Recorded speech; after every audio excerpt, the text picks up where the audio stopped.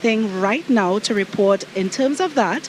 But of course, we'll have a lot more for you coming up as we're here throughout the night. So keep it locked right here. Back to you in studio. Thank you very much, I.A.N, and we look forward to more sights, sounds, and insight. Crunching the numbers for us tonight, though, is Sigoni Mohammed. Good evening, Sigoni. What can we expect from you over the next few hours?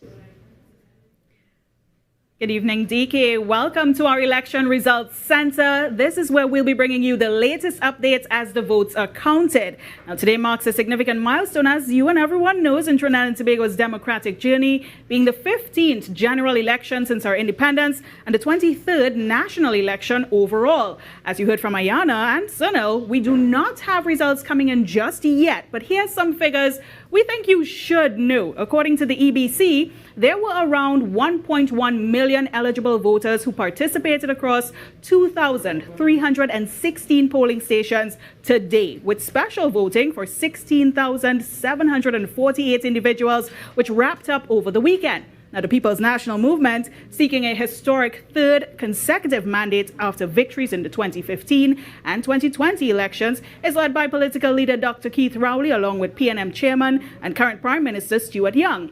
On the other side, the United National Congress is eager to reclaim power following their win in 2010. This election also marks a debut for several new contenders. So we'll be right here throughout the evening, delivering the latest results as they come in. And I must advise, as always, to our viewers and our listeners, the figures we will be presenting are preliminary results. The official results will be announced in the coming days by the EBC. So sit back and stay tuned. DK, it's back to you. Thank you very much, Sigoni. And as opposed to back to me, I want to say back to the panel. Because combining points from you, Dr. Harris, and you, Mr. Ross, in terms of is telling some of the things that we're still talking about in Trinidad and Tobago, and also looking at whether or not you're cramming or you're studying. In terms of some of the things that were spoken about on the campaign trail and even before Dr. Basdeo, and one of the things that I was hearing is that people are talking about the same thing in different ways.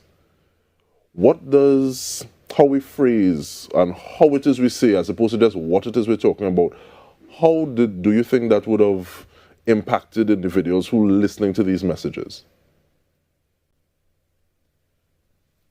If we look closely at the elections, where we have reached the elections today and how we have arrived here, one thing we have to understand about the elections, we can think about the internal dynamics of the politics in Trinidad and Tobago. But we cannot overlook the fact that there are external dynamics also that is actually shaping our politics in Trinidad and Tobago. And I'm speaking specifically here to, events that occurred in November of last year in the United States. And I'm really making reference to the election of President Donald Trump and what impact he has had in what we call shaping some of the policies in Trinidad and Tobago. We are also aware of the policies. Primarily in the last 5 weeks, we have heard the Secretary of State making certain pronouncements and statements that has direct economic impact on Trinidad and Tobago. And it is these policies that we can say that will determine our future in the next 5 years. Certain aspects, because on the campaign trail, there were questions that were raised, primarily, for example, with reference to the UNC. A lot of the electoral promises that were made on the campaign trail. One of the questions that was raised by the Prime Minister and others was how are they going to actually raise the funds to meet these expenditures in the years to come. So in that context, we have to think about the economic dynamics, and then we think about the opposition return on that statement was that it all comes back down to efficiency and effectiveness. So it is yet to be seen how they're going to balance efficiency and effectiveness with economic decline that we know the country is going to face in the coming years. Now, I am the children of school teachers, and when I see certain body language, that is where I want to go. Mr. Ross, I see you shaking your head. Talk to me. We have been through 2 previous iterations of the same political party that is currently in opposition. In the second iteration, during the years 2010 to 2015, we had an average, and I'm using the word average, for the entire year, the average price of oil was $100 per barrel. Not to mention what the price of gas was. So we had a windfall. What did we do with it? What did they do with it? They spent it all. They would argue that they put money into the Heritage and Stabilization Fund, but I will counter and say they put a minimal amount in that fund. They spent all that money. They raided NGC. All the profits NGC made were spent. These are facts. These are nobody making up nothing. Both you and Ken, so are you saying, Professor, that this election can be a turning point for the nation? It will be, if it's handled properly. In other words, it is a turning point because, listen, okay, we know we've had the crime, but the major challenge in this country is how do we bring all the groups together, particularly the 2 dominant groups. Right. We've been together, but you always have to argue for the interracial unity. Williams talked about it, but I think Kamala is uniquely positioned to do it. Why? Because she's a woman. And 2, because she's an Indian woman, and so therefore she has to bring that group in. So we have a new synthesis. So it seems to me that this is a unique opportunity to talk a little differently. More importantly, Kamala Prasad-Bissess is a caring woman. She says, you may have leaders before me, you may have leaders after me, but no one could love you. You ever hear Robbery to that? He barking all the time. He barking all the time. Grumping. So, come on now. So Ken, a turning point. How you see this as a turning point for the nation? Because you've been covering politics for a long time. I mean, years. You've been from TNT Mirror to Guardian to just doing stuff all over. And how, in your own way, how do you see this as a turning point for the nation? Okay, I'm glad you asked that and you put the historic perspective in it. In the mid-1970s, I was the labor reporter of a daily newspaper. Yeah.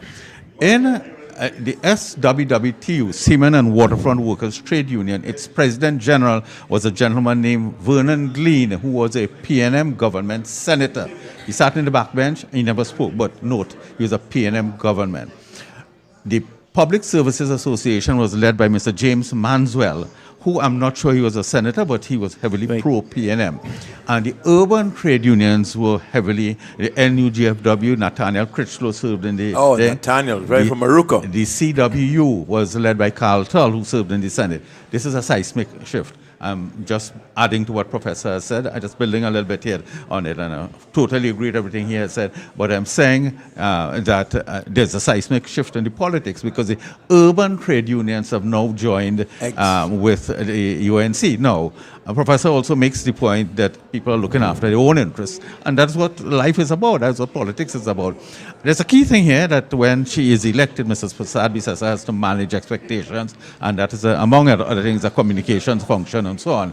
But it is a major development in the politics. Managing the diversity of Trinidad and Tobago, the eminent Mr. Pandey said is the greatest challenge in Trinidad and Tobago. Trinidad and Tobago, for a small island of just over 1 million people, is extraordinarily diverse, very, very diverse. And managing it is going to take everything that Mrs. Prasad-Bissess has. But I also think she has the people at her side. And I am not underplaying the role of the artists when the Iowa George and the Swapi and all of those and the Drupati and so on. They speak to our people. We are very artistic people. We express ourselves and so on. At the victory tonight, you'll hear people singing and the songs of our nation and so on. That's who we are. And she has brought together that I had never seen before. The PNM platform does not have that. So, to summarize the point, I think she has served to unite the people of Trinidad and Tobago. We're on a high. There are going to be challenges in managing that and managing people's expectation and the state of the economy and delivering on promises of crime and so on. But we are at a historic high, and I think she's eminently qualified and well-placed to manage our diversity and keep us as a united people. Right, if you're not joining us, this is the Code Yellow broadcast podcast, and we started just a few minutes ago. Joining me on set is Ken Alley, journalist Ken Alley on my right, and international scholar or son of the soil, Professor Selwyn Kojo. As we go through this evening, we'll be giving you updates from different constituencies. We'll be giving you the numbers as they come in, and you'll get a sense of where we are. We have some numbers just on the side from Tobago, but we'll have to clarify that before we actually give it out to you. We also want to welcome the thousands who are joining us on this live broadcast, and I'm sure that number is going to grow into the thousands across Trinidad and Tobago. This is the place everybody's been watching and will be watching tonight to find out who will become the next Prime Minister of Trinidad and Tobago. Professor Kojo, in this election, the United National Congress, they've joined its coalition with the working class, number of trade unions. We've had the PSA, the OWTU. We've also had other parties, the PEP, Progressive Empowerment Party, and so on. How do you think all this has played out in the amalgamation, in giving life to what we see as this voter surge in the UNC for this election? Well, that's just, I think, the point I just made, and Ken sort of supplemented the point. He says, remember I started by saying that initially People's National Movement appealed to the urban folks, while the UNC and the PDP appeal to the rural folks. Right. Ken has just said, what he says, that the unions who are now joining him are from the urban areas, Right. which is a very important point.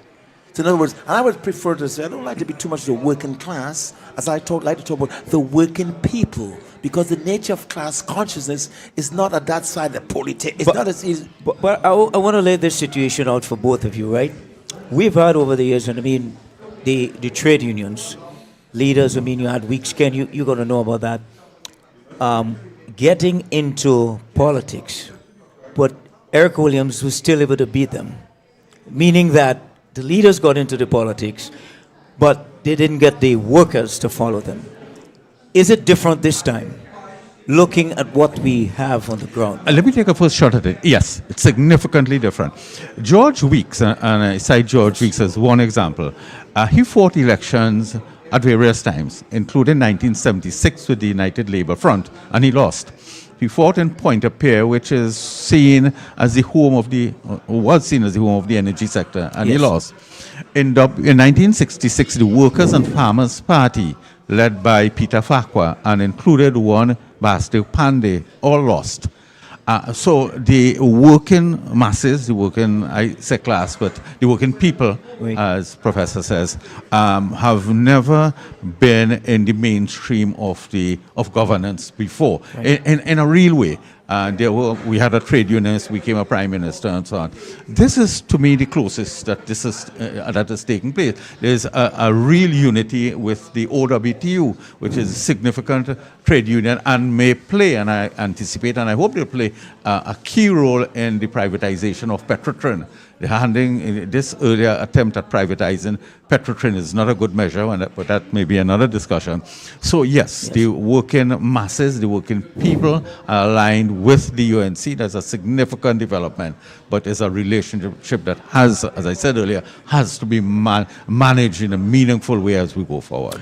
Professor, you said you don't see it as working class. You don't like to call them working class. What is your term or definition for the people who come out from like the industry and the ordinary man on the street who's, inside the politics and say, hey, we want to get this force, we want to have this working for all of us? First of all, go and read Walter Rodden's book, The History of the Guyanese Working People. It was, of course, WPA was led by him and another colleague of mine from Cornell. What Walter says, the nature of the class consciousness had not risen to the level where it could be identified as a class, in the sense in all of the terms. There were really working people who had reached a certain level. More importantly, to talk about a working class in a place like Trinidad or Grenada. That was the fourth of the Grenada Revolution. I know you, you know me, 60 people talk about working class and proletariat and bourgeoisie. And that's why Maurice Bishop was killed. They said he wasn't have the petit bourgeois. And the other guy, who I don't remember his name now, he was the working class, he was the one. Ford. Not Ford. Cord. He was supposed to be the Marxist and the Stalinist. The only fallacy about that, I know you and you know me. 60,000 people, they can't make those differentiations because it hasn't developed in that way. You may have some money and so on. So I'm saying that one has to be very careful in terms of what has happened. You may even want to make that distinction between what's this guy? MFG? David Abdullah. MSJ. Power. Yes. Now, what has happened is a significant break between David Abdullah, who wants to keep on talking about Marxism and workers' class and so on, and the fellows like Roger and others who really recognizes that we have to merge the interests and work together, that those artificial distinctions are really artificial in a small society. And so therefore, that's why I said we reach another stage. And so I think that Ken just made the point that Weeks lost, because William was a populist leader. His interests cut across all those class interests. But what has happened now, of course, and they got beaten all elections, as Ken would tell you. But now I think is a new, get my words, it's a new synthesis. And people are moving in a new direction, and they understand our interest is based on our common form of one, oppression and betrayal of the working people. Black and Indian people have been betrayed by the People's National Movement. And they've come together to say, listen, enough no more. It is not so sweet as it was before, as Osoro says in The Tempest. Yeah. Jerome, I just want to pitch of in course, here. go ahead, Ken. I actually credit Professor because Yes. I read him religiously, I study him, I quote him in my articles. And for years he has been saying that the PNM has become alienated from the black masses. No, it has betrayed the black masses. That's his word. And therefore become alienated. Right. But he has been saying so. Yes, we're very consistent. In fact, he opened my eyes to that reality too. And then the issue of recusals, which is a relevant thing. Now, I wrote about this recently because a gentleman from OWT named Mr. Dobson get a FOIA, Freedom of Information Act response. And that indicated that Stuart Young recused himself 137 times and Al-Rawi so many times. Yes. About 90-something. I think it was 109, right? Right. Yes. In response to that, I know my article went to Dr. Rowley. In the Woodford Square launch of the PNM, he said they get their people in the media, well, you're talking about me, to criticize Mr. Young and so on, and that what he did was recuse himself. Listen, if I sit in the cabinet or you sit in the cabinet, Professor, we don't have to recuse ourselves because we're not attached to big business. But every time he defended himself on these issues, he made it worse for himself. And the masses understood. And that ties in, gentlemen, and our viewing audience, that ties in with the widening wealth gap. I have written, and Professor has written about it. There's a huge widening wealth gap. We've seen the corporate sector has made billions and billions and billions. When Mrs. Pasadbi says that demitted national office in 2015, the food import bill was $5 billion. It is now $8-point-something billion, and it is run by a small cartel. The banking sector is making much more money, and so on. And the people, the ordinary people of Trinidad and Tobago, have taken note of that, while their pockets have gotten more and more scant. Right. Gentlemen, I want to drift a bit to talk a little bit about the smaller parties, what we call in our election third forces. Now, there's this notion, Ken and Professor, that if someone votes for the People's National Movement, a black person that is, it's racial voting. And if a person of East Indian descent votes for the UNC, it's considered racial voting. A lot of these smaller parties have come on board, Ken and Professor, claiming to have some kind of race-neutral background that doesn't represent either of the majority races in the country. How do you describe that narrative, that if you vote for UNC, it's a racial vote, if you vote for the PNM, it's a racial vote, and therefore there has to be something else that can bring the country together. You agree with that? No. Well, we spent the last few minutes disabusing people's minds of that. I want to direct my answer specifically to the point you made about the two small parties. I have a particular disappointment in Ms. Michaela Pandey. She appears to want to take the baton from her eminent father, and make no bones about it, Basil Pandey was an outstanding leader in Trinidad and Tobago. But I've never seen Miss Pandey identify with the issues of the working masses. In the 1975, when there was this famous march that was aborted, and so on, the police commissioner sent baton-wielding police officers to beat the marches and so on. One of the things they were campaigning for, George Weeks and Basil Pandey were campaigning for the nationalization of what they called then the commanding heights of the economy, which was then Texaco and now Petrotrin. Tell me when Michaela Pandey has stood up against the Petrotrin being granted to a foreign firm instead of OWT and local interests. Tell me when she has been involved with the struggle of the, to use a father's term, the struggle of the working masses. But even Ken, just to add to what you're saying, right? Mm-hmm. Just to add to what you're saying. In this election, you've had over 160 candidates, all getting almost equal weight in terms of coverage as political parties. But can you seriously start a political party 6 weeks before an election compared to the UNC that has been going on for the last decade? We've had over 300 or more Monday night forums.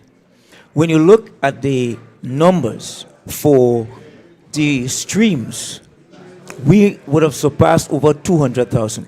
In fact, we have broken all broadcast records. And when we go live on traditional TV, they were number one in prime time, wherever that ran, like 8 o'clock prime time or 7. It was high audience levels on prime time broadcasts. Can voters seriously take someone who comes 6 weeks before an election and say, well, you know, I have a political party, join me, here I have candidates? Can we take that seriously? I think is an addiction of many people to this thing of electoral politics. If you go back to 1976, we had no opposition in Parliament from 71 to 76. So people were thirsty and hungry to participate in the democratic process in 1976.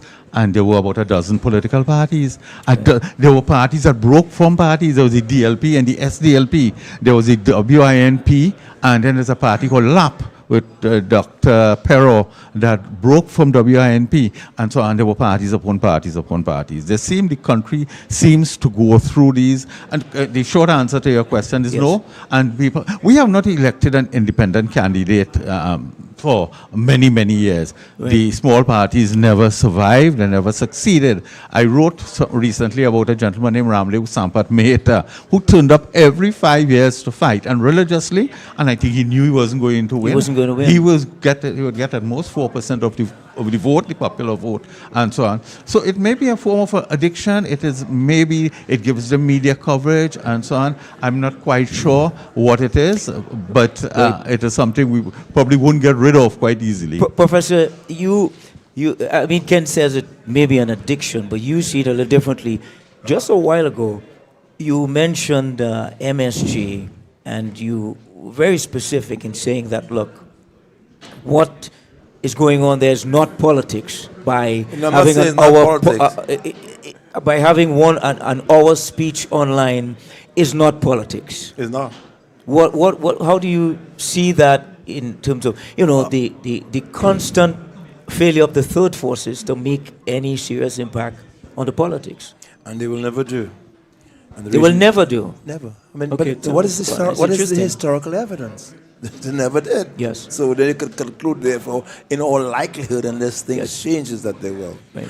But I wanted to get back to the point that you made about the racial nature of the voting, yes, and which all these people, and I think you're good on that, which all people decline that somehow, if somehow we could move the racial voting, it would be a paradise. And that somehow there's something lacking us because Indians vote, etc., and black votes in certain way. I think the miscalculation there is very simple. Yes. Is that people are multidimensional. Jerome Lewis does not have one identity. We all have multi-identities. And what you have, somebody who votes for the PNM or for the UNC is not voting for them primarily because they're Indian.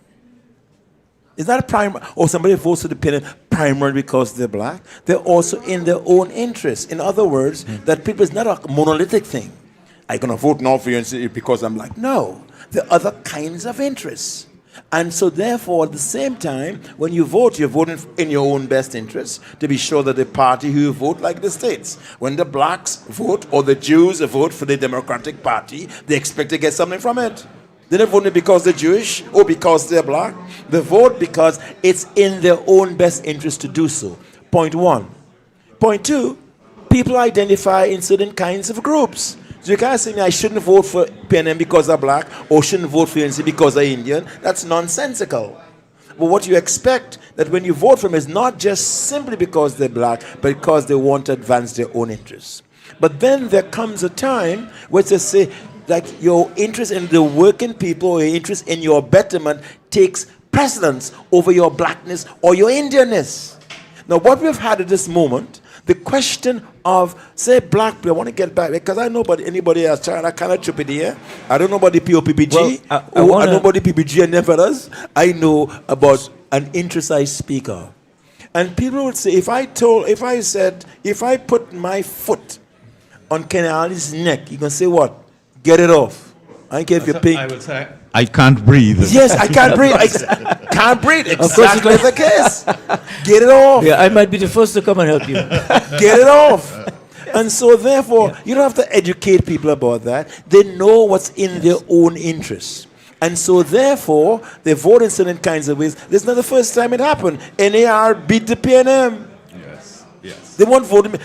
Black. They say you are not represented. They vote for somebody they're not confined to their blackness or confined to their Indianness. They're really saying we are people in society, and at certain well-defined moments we make certain decisions. All right, folks. This is the Cordialo podcast.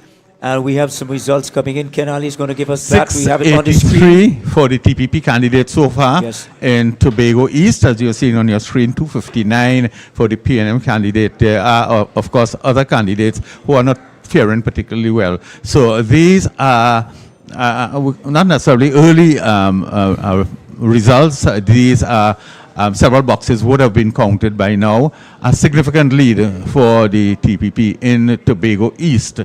We'll get some results in a little while. Tunapuna. Tunapuna, the UNC's candidate, the very popular Mr. Alexander, 248 against the incumbent PNM, Esmond Ford, 167. So those will be some early boxes from the marginal seat of Tunapuna, yes. The seat currently held for 2 terms, yes, by Esmond Ford in Arangua, St. Joseph. Incumbent Terence Dial Singh, 74, a major lead at this point for Devesh Maharaj of the UNC, 234. 234 versus 74 for the incumbent Terence Dial Singh. Well, I see Professor Kojo smiling, Ken. When you mention which one got him smiling the most? When you mention Ford and Alexander in Tunapuna, yeah, because he voted in Tunapuna. I mean, of course, those results are not statistically important right now. Because it's all a ballot of probably 26,000 people. Indeed. So they are not really important. But well, the early trends. Yes. The early trends. Particularly Tobago. That's a big lead. Tobago. I can't Tobago looks like I don't talk about what I talk about. I don't know about the Tobago story. But I know in the but you're right to express. Yes. I don't know, not cynicism or skepticism, but these, everybody knows that. It depends on where these boxes come from. Yeah. So it may come from a Jerome stronghold, right, in which case he will look good, or it may come from Ken. If you were to ask, go ahead. If you were to ask me, though, what do I think in terms of both my just basic sense of politics and get involved in politics and get in and feel in the air, because you see, I think you all ignored me when I said today is a glorious day, the sunshine is up, there's a new element in the air, new natural mystics blowing through the air. You sound like Bob Marley. It's Bob Marley. Yes. Professor, So we I'm didn't not ignore you. about what I'm the a 200 natural I'm not about the mystic. 254, the 236. I'm about the fact that there is something that's happening. Sometimes this can be empirical. It's not about empiricism. It's what you feel and what you understand the politics to be. And my understanding of it, that they of course would represent themselves, but it's a different feeling as you walk around the country. Yes. And I think that's what That's the macro picture. I go down we went out in Naparima by you today to vote. Yes. And you saw again the evidence, people coming in. They're cool, eh? Let me say one thing that you take me Sure. on.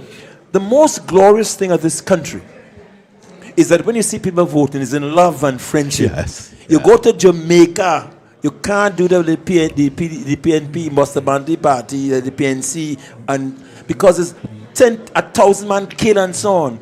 We have a different atmosphere. We believe in democracy. We're willing to let people live and so on. I think that's the most important thing for me in terms of what's happening today. That sense of camaraderie and kind of civic duty in a way with dignity and pride, etc. Professor and Jerome, Go ahead. permit me to add to that, and I want to heartily endorse what Professor said, and to add to that, because this has been generally a very peaceful campaign, a fun-loving campaign. Yes. I saw, to use a Trini word, I see red and yellow winding up on Bam, each other. Taking a drink, taking a drink, taking a wine. That's Yes. how we live. No, and that's uniquely Trinidadian and Tobagonian. It I has had understand It no really is. violence like you would have in Jamaica. No, None. Absolute none. that. All right, so in African countries. Yes. Or even in Indian countries. Yeah, ethnic groups against ethnic groups. Indeed. Religious groups against no. Yeah, But yeah. continue, Jerome. Yeah, sorry. I want to just raise something that that I observed during this campaign, Ken and Professor.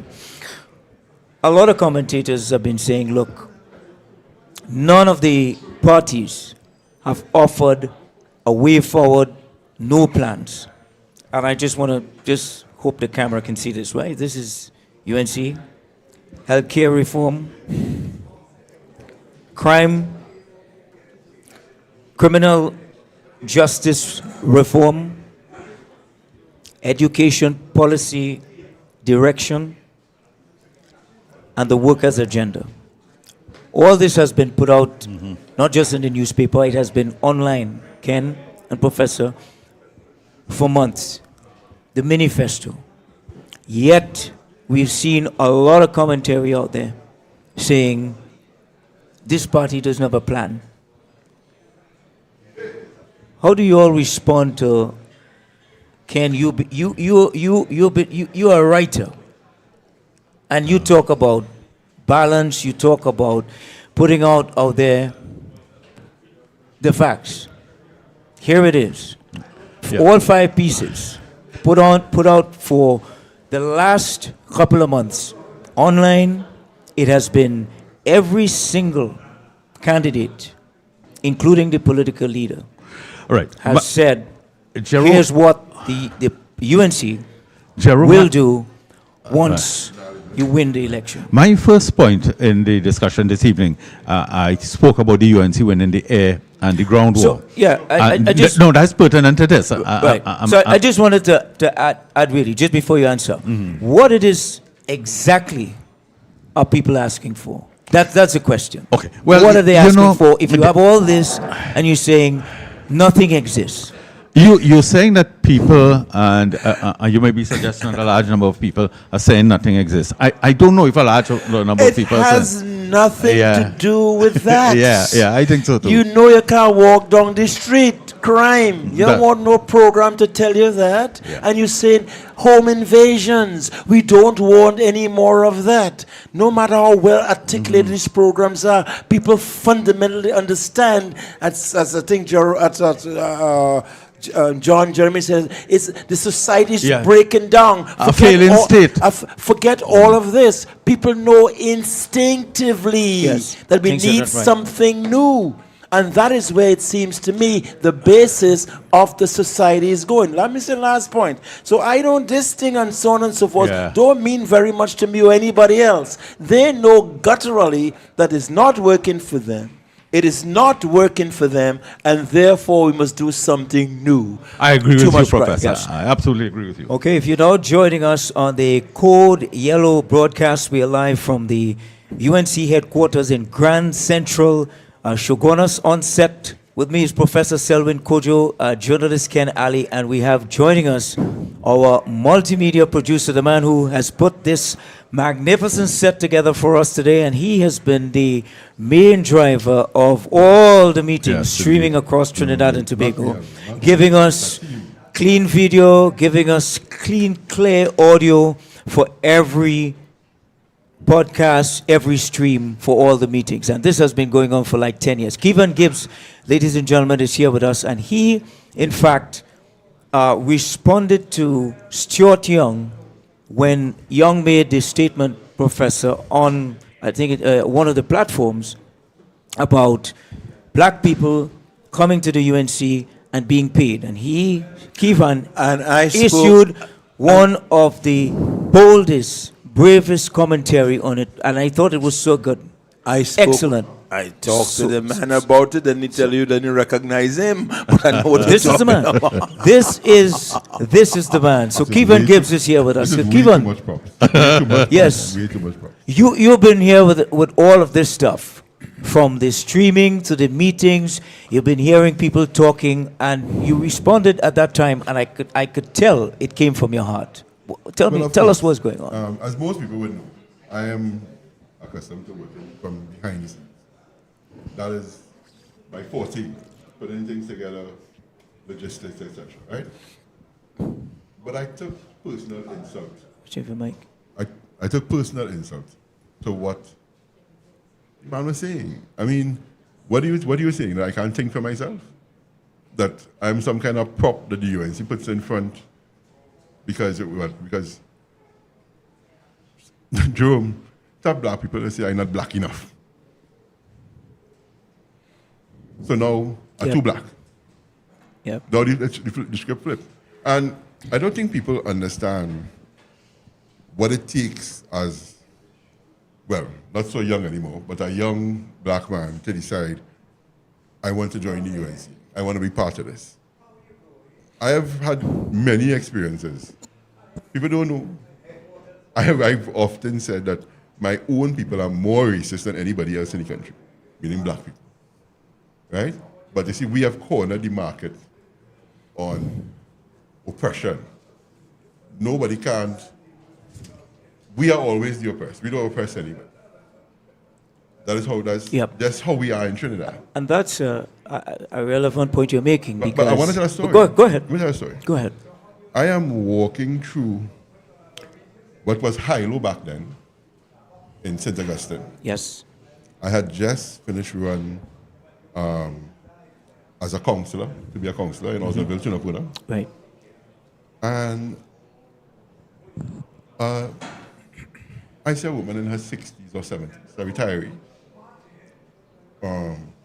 of Afro-Trinidadian descent, saw me walking through it and stopped to say, your name is Kevin Gibbs? Yeah. I say, yes. She said, you run for Oswaldville, Tunapuna against Esmond Ford. So I smiled. I thought, yep. I said, yes, it was me. I said, it was a close race, but Esmond won the race. She said, you are a traitor to your race.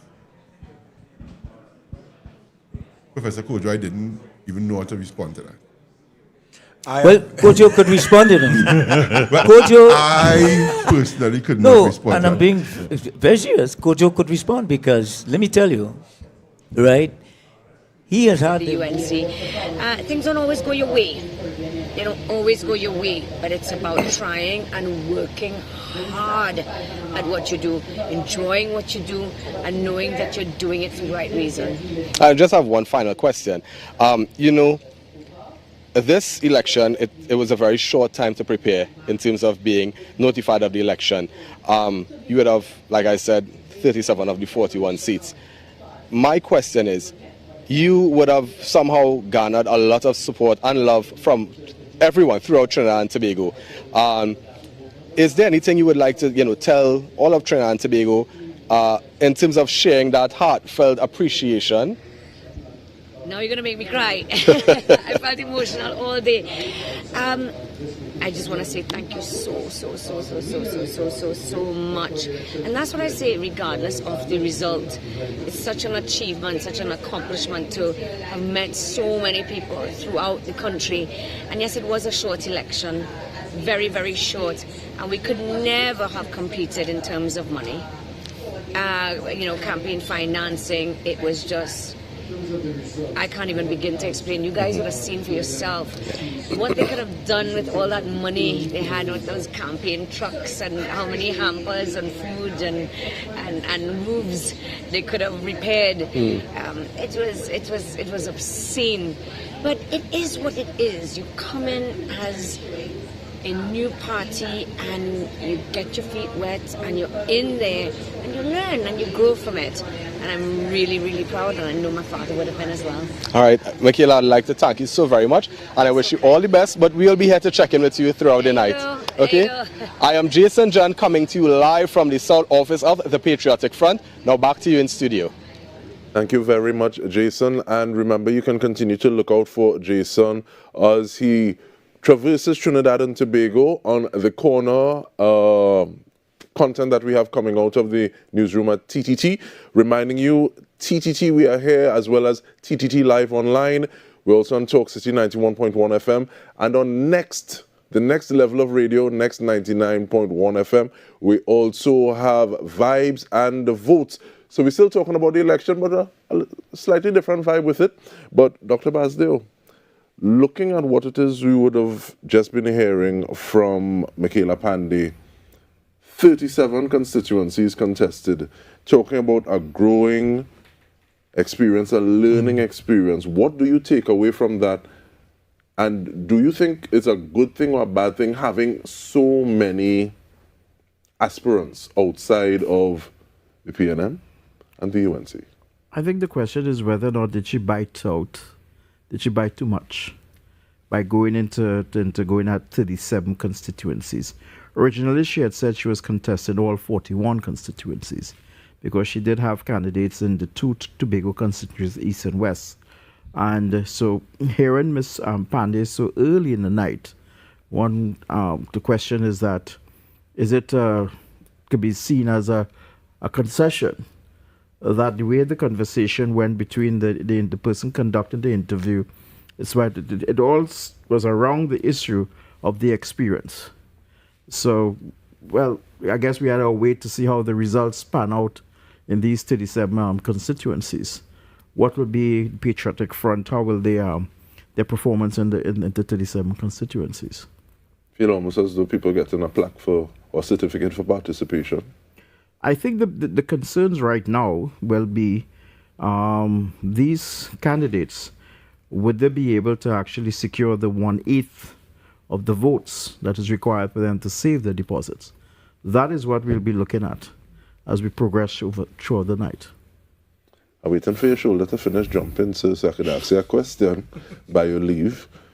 But in terms of securing deposits, whether or not that happens, looking at the fact that people are willing to not just seek alternatives, but try to create alternatives, what do you think that says, Mr. Ross?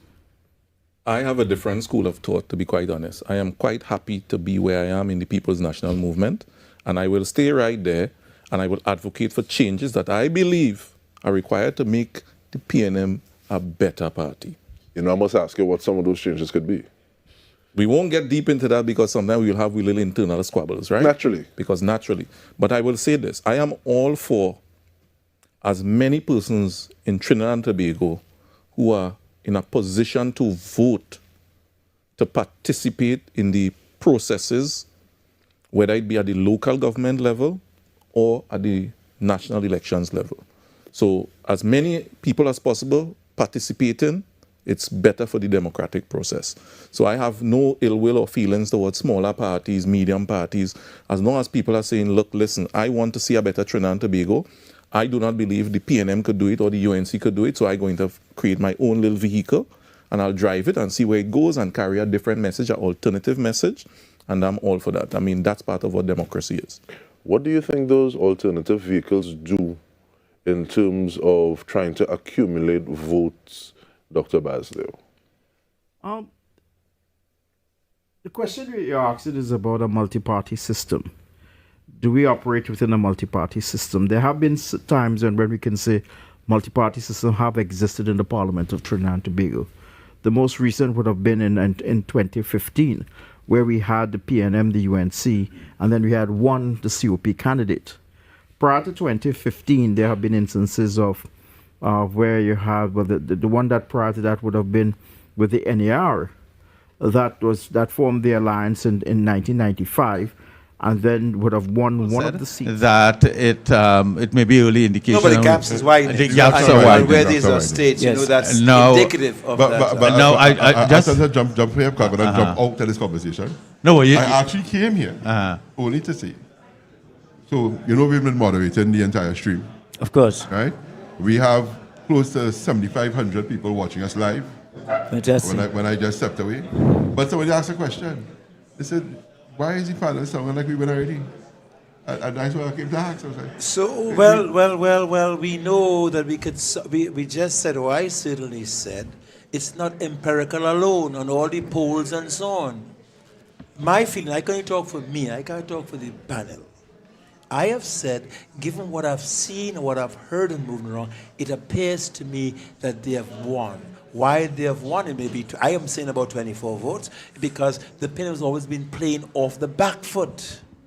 If the last thing, what is the PNM's policy? To criticize Kamala, tell how she, I think Rowley said she's mentally not ready, etc. Camille said she wasn't fit to lead. Not fit, they said she had mentally and so on. Yes. All right? And this young boy who had 10 years or whatever, he has more experience. He's internationally known. Nobody knows. I think Ken has Professor some results for us here going in Tobago, yes. The TPP candidate, David Thomas, 1154. I.A.N. Webster Roy of the PNM, the incumbent, 585. 1154 against 585. The electorate there is 23,853. So we have almost 2,000 votes. Watson Duke of the PDP, he's also a candidate of interest, 81, and then there's Wade Carruth, 7, and Balfour, 11. So we have almost 2,000 of a constituency of 23,851. You realize the state making some money tonight? With the amount of people losing the deposit. No, but it goes to the question. Thank you, Kevin. It goes to the question. I'll come back to your question, which you didn't give me time. You're running and leaving. Come back and ask me. He'll come back, yes. It goes back to the point that we talk about these small minority people. People are not stupid. They know the race is between two well-structured parties, and these people are irrelevant. Prof, just let me step in again. Couva South, Barry Padarath, 1,150 to Aaron Mohammed of the PNM, 211. The PF candidate, Imran Gokul, 0 so far. So 1,150 to 211. The electorate, they're quite large, 30,975, but a significant lead for Barry Padarath. And that's just the problem. I think Jerome raised it. Put things into perspective. It's still very early in the game, but we do have some results for you as far as Aranguez St. Joseph is concerned. Davish Miraj, the UNC candidate, he has 234 votes compared to Terence Dial Singh, the PNM's candidate, and of course the MP, the current MP for the area. Across in Tunapuna, Roger Alexander has 248 votes compared to Esmond Ford with 167. Let's see what's happening in Mayaro. Nothing has changed. Still, Nicholas Morris leads with 1,284 votes compared with Beatrice Bridgelal, 555. We've got some preliminary results coming out of San Fernando West. Faris Al-Rawi, 49 votes. Michael Dowlat for the UNC, 86 votes. Of course, this looks like it's just one polling division we got results for thus far. Across in Point Fortin, Kennedy Richards Jr., 117 votes. He's currently in the lead, compared with Ernesto Quezar under the UNC banner with 80 votes. Have things changed? Yes, things have changed in Tobago West. Shamfa Kujo Lewis is now in the lead with 631 votes, compared with Joel Samson with 592 votes. Across in Tobago East, I think that would be the previous results. We had Iana Webster Roy, 259. David Thomas of the TPP, 683 votes. That's a wrap of what we have coming in so far, but results are coming in fast and furious. Dr. Raghunath will tell you in some constituencies there are as many as 50 polling divisions, sometimes even more. So, we really have to wait until everything comes in. The narrowest margin in the 2020 election, I believe, would have been 800 plus votes, Dr. Raghunath, with the, let's see, St. Joseph. Yes, that would have been St. Joseph. I don't have the, Maruga Tabelon was 1,072. Just a question off the top of my head. Have we ever had a tie at constituency level? I know we've had very close results when we look at the electoral districts and local government election, but in my recollection, I've never heard about a constituency level tie. Never heard of it. Let me just these are early. Let me correct that. It's not Wilfred, right? It's Nicholas Morris. Yeah, but apparently, is it? Maybe Wilfred is his formal name. His formal name? Well, let's Nicholas just Mr. Morris, Morris at this point. Okay, so right? yeah. And just let me say this, Professor, before you jump in. 29,346 is the electorate in Mayaro. 1284 to 555 in Mayaro in favor of the UNC. Aranguez, St. Joseph. These may be. We said this earlier. I think Devesh Maharaj of the UNC 234, Terence Yal Singh 74. The candidates for PF, NTA, and T8C, 0 each. So right. 234 against 74. The electorate in Aranguez and Joseph, 28,873. 1 second. Before they announce. Right. So. Yep. Of course. We'll tell you more about that. So. Just to give you a sense of what is happening inside here at the headquarters, we have, I believe, all the television stations inside of the room here, just behind us, behind this set. All the major streaming services, they are carrying this podcast right across the country, and each television station, they are tabulating the numbers and taking it right back to their various broadcast houses. So it's a hive of activity going on here, and I'm sure as we continue to move on throughout the night, bring in more numbers and the results, it's going to be an exciting time here, I believe, Professor Kojo. I want to jump in there and say exactly what they were saying, but the point about it is they were, in pushing forward, they were simply saying that under the current government, regardless of where you are in the country, you would have suffered some setbacks within the last 5 years or the last 10 years. And as they go forward, they were hoping to project that they could do something that will change the fortunes of the entire country. So it's in that context I'm taking that they would have suggested everybody wins.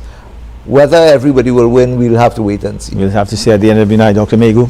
Yeah, well, certainly, you remember Dr. Rowley when he first, I think it might have been his first interview or one of his first interviews, was asked about his philosophy about equalizing income and so forth. And he said, no, he believes in the rich getting richer.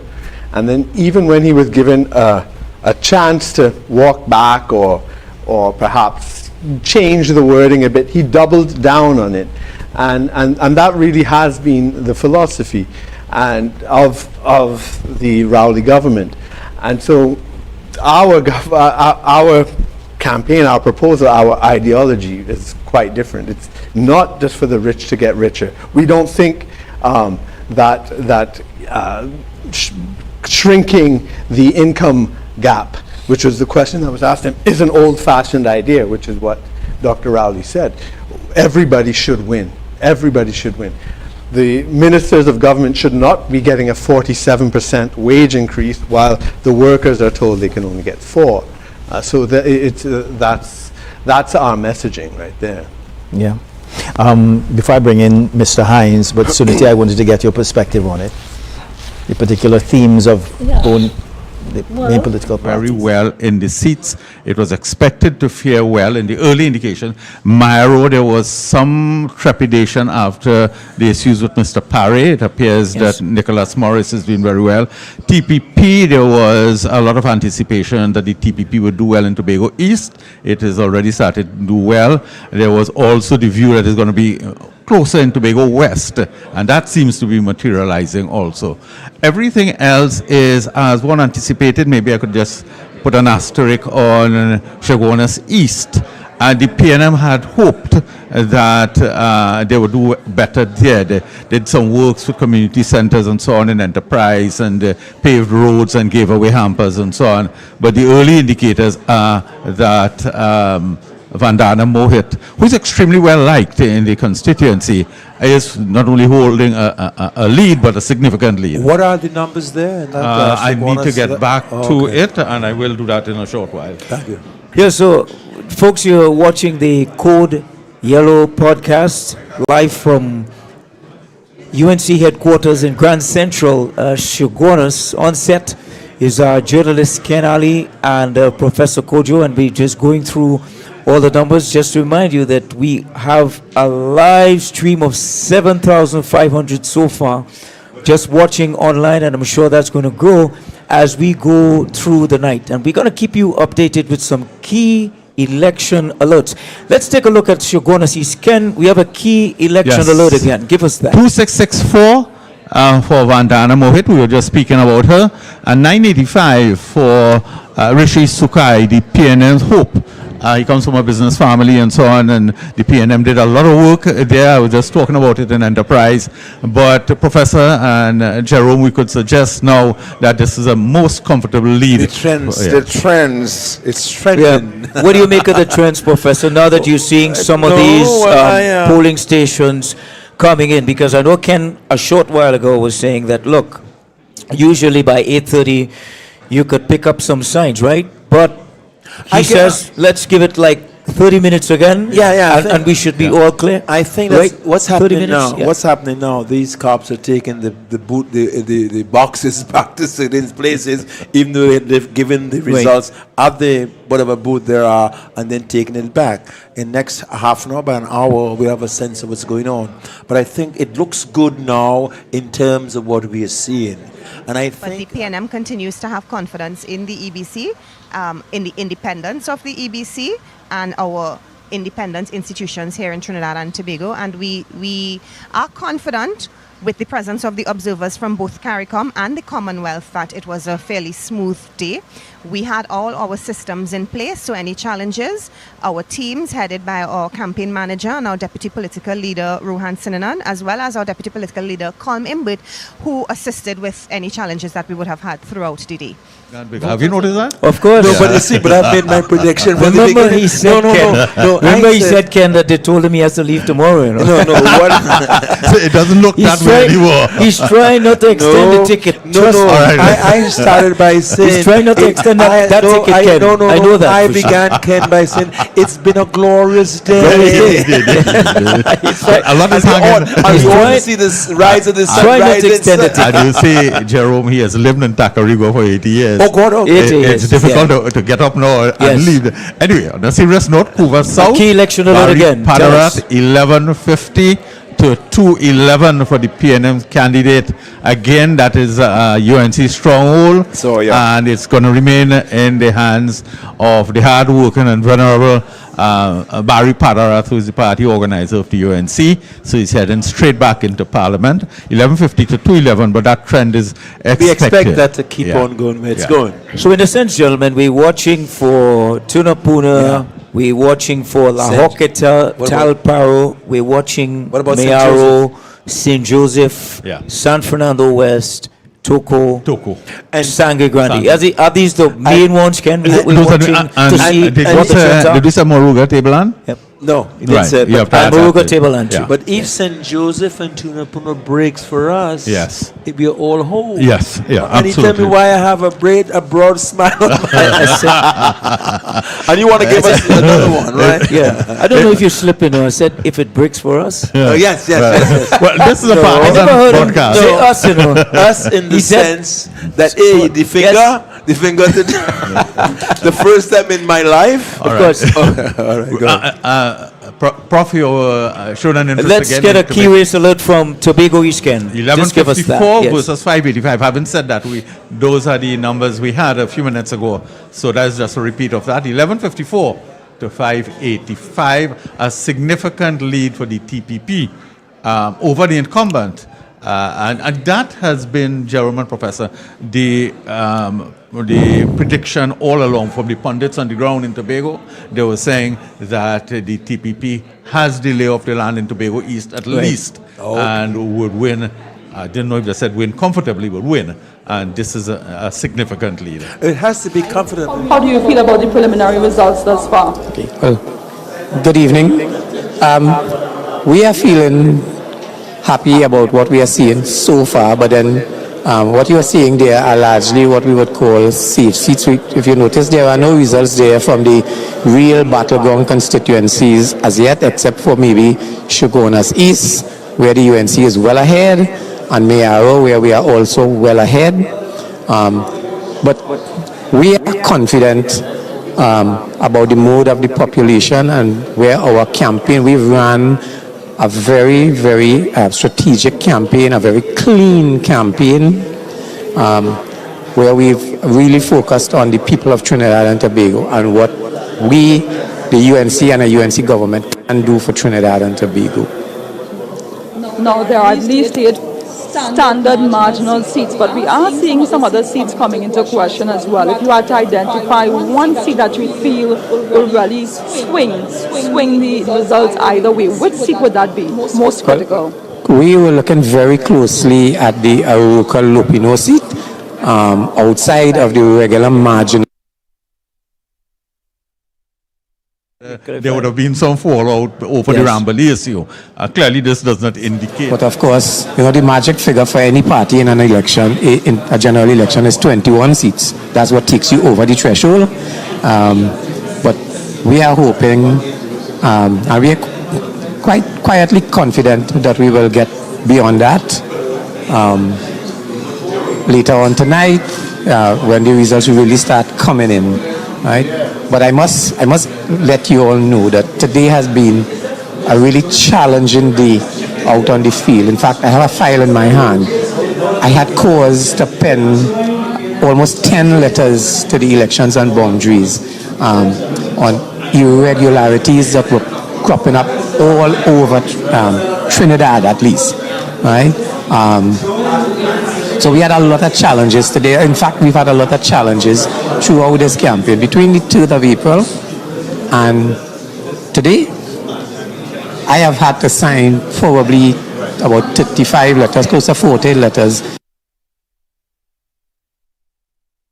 When they fought the elections, they were won by thousands and thousands. Yeah. And when they formed their party, they went on Yes. crying. They couldn't understand Yes. how come the people vote for them. Indeed. So it's a question of the party and the party's clout. And then there was, for a while, not to the extent of Ramesh Maharaj, but there was Hulsi Bagan. Yeah. Yes, that's right. So the point is that The party is an institution. the parties are an institution. Yeah. And people are sensible enough to follow the parties. Go ahead, sorry. But you know, what this has also brought out, Ken, do you have a key election No, alert? I don't. What this has also brought out tonight. Cropping up all over the place. I was getting the complaints from, as far as Mayaro. Any response from the ABC as yet as it pertains to any of the issues you would have raised today? We got some cryptic responses from the EBC, right? But the polls are closed now. We hope that there's no extension. The polls are closed, and these are issues that we will be dealing with going forward, because we have to get our election process right. But we do have Commonwealth and CARICOM observers in the countries. Do you all feel assured, reassured by that? Well, we met with the both sets of observers during the last couple of days. We are happy that they are here, but usually observers would be in the country weeks before the election. These observers only came in a couple of days before in fact, they came in after nomination day and after special voting commenced, right? So I don't know how much they would have picked up. We did our duty. We presented them with dossiers. We gave the media as well dossiers of all the issues that we were raising throughout this campaign with the EBC. Roger, Alexander has been a bombshell candidate by any stretch. I know Professor wants to jump in. No, I simply want to say that I think the chief thing about... Gentlemen, we're about to declare our first seat for the night. But, okay, we have a key election alert. We have a key election alert, and ladies and gentlemen, our chairman does there's a method to the madness.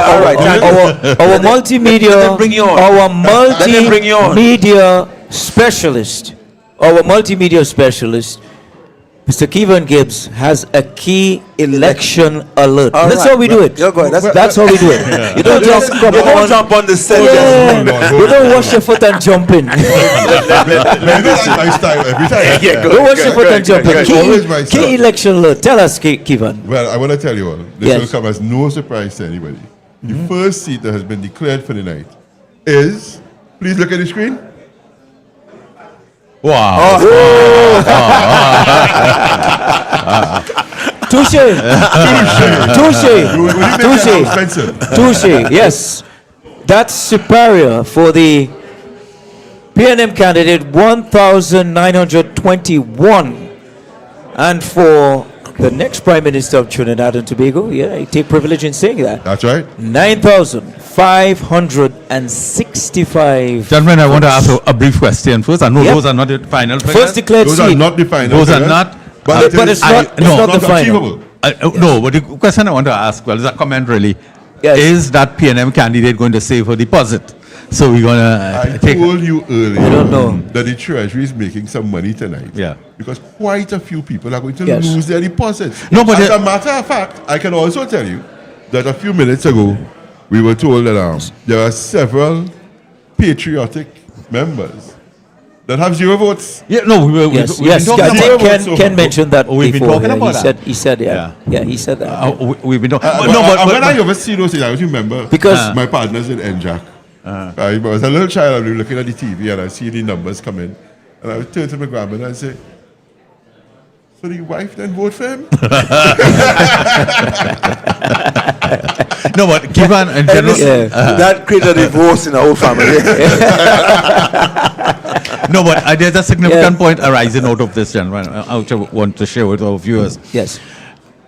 We don't have in front of us what were the figures in the last election. But if there's a fall off with respect to the PNM votes in these safe seats, one doesn't expect the PNM to win. But if there's a further fall off, let's say the last time that the PNM candidate got 3,000 votes or 3,005 and now has decreased, that is an indication also of the further drift of voters. I've said to you, Mr. Ali, when there is a sweep, there is a sweep. Yes.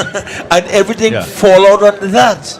And what is you seen here, Mr. Lewis just said to me, which I took a kind of little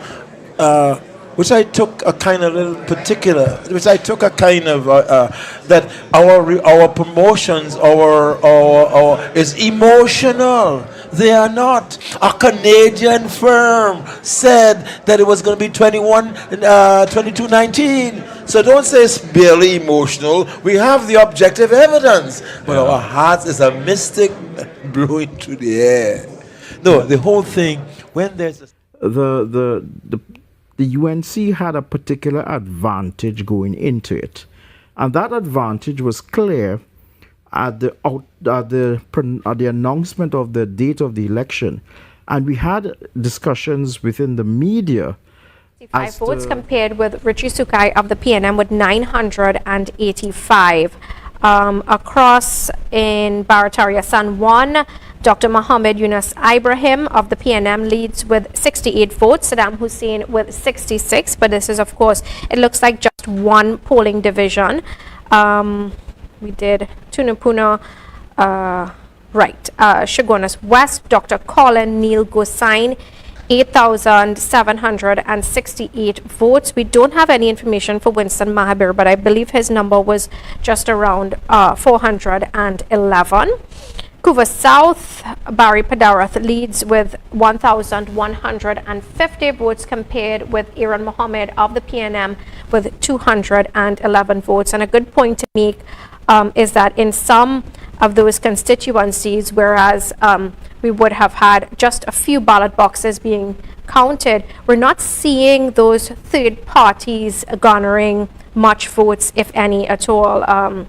I did see Stefan Budram. He got, let's see, where was he? That was in Barataria San Juan. He got just 5 votes. I think I saw some, was it in San Fernando? Daniel Joseph, she got 1. Dr. Kevin Saran of the NTA, just 1. Even though it may have been just 1 polling division. No votes updated in Point Fortin. Tobago East looks just the same as we reported earlier. So also Tobago West. Yeah, that is about it. And of course, we'd like to find out, you know, your panel's thoughts on these third parties. Is it that, you know, this time around, this election, we're hearing everybody saying that, you know, this is going to be a very close election. Does your vote carry more value now, Dr. Raghunath, that you know, you won't use it on a third party because you probably realize that even if they win 1 seat, they wouldn't be able to govern the nation? Your thoughts? Well, we're also going to have, just before we come back, we're going to have a short video from the political leader of the United National Congress, Ms. Kamala Prasad Bisesa. I refer to her as KPB+. She's going to have a short video just declaring the victory. Go ahead, Kevin.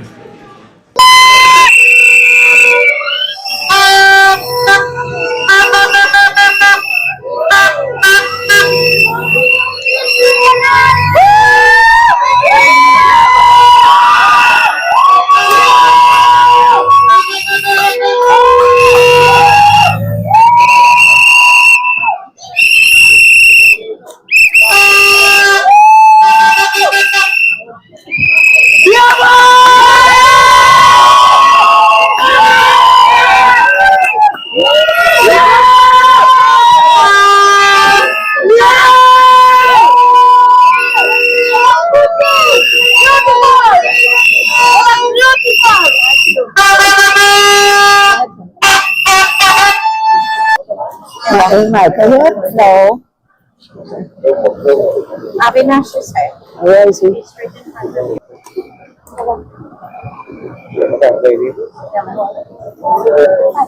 Yeah. So I've been looking at my phone. Can you give us an update of how the results are looking so far? Well, first, let me thank Almighty God.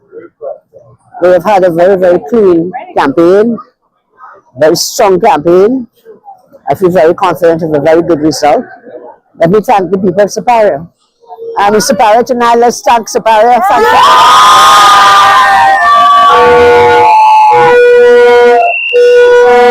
And at this time, I can declare Superior safely won. So I declare the first seat in this election. Superior.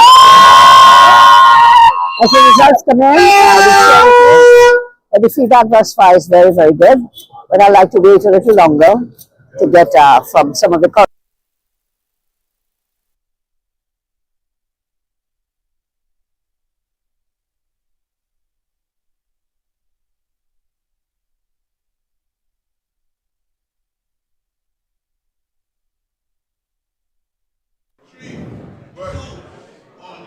All right, we hadn't heard what exactly the next Prime Ministers had to say.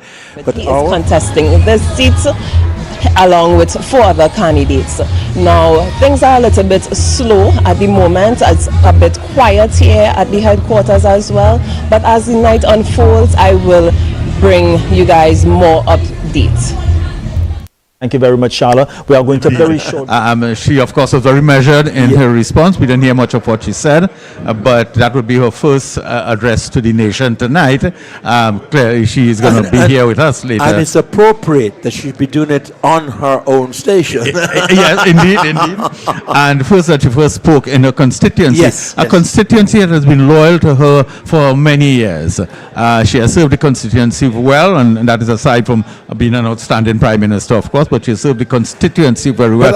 It's a rural constituency that has been ignored by the PNM for many years, and I could speak to that because there are issues with respect to water supply and so on. But what I was saying before, and I think is what you had alluded to, is that in terms of her success, apart from all the things that have been said, is that she has been underestimated by too many people. And I think that, you see, when you underestimate someone and they come out, you begin to understand that in point of fact, they're much more stronger than you think they should be.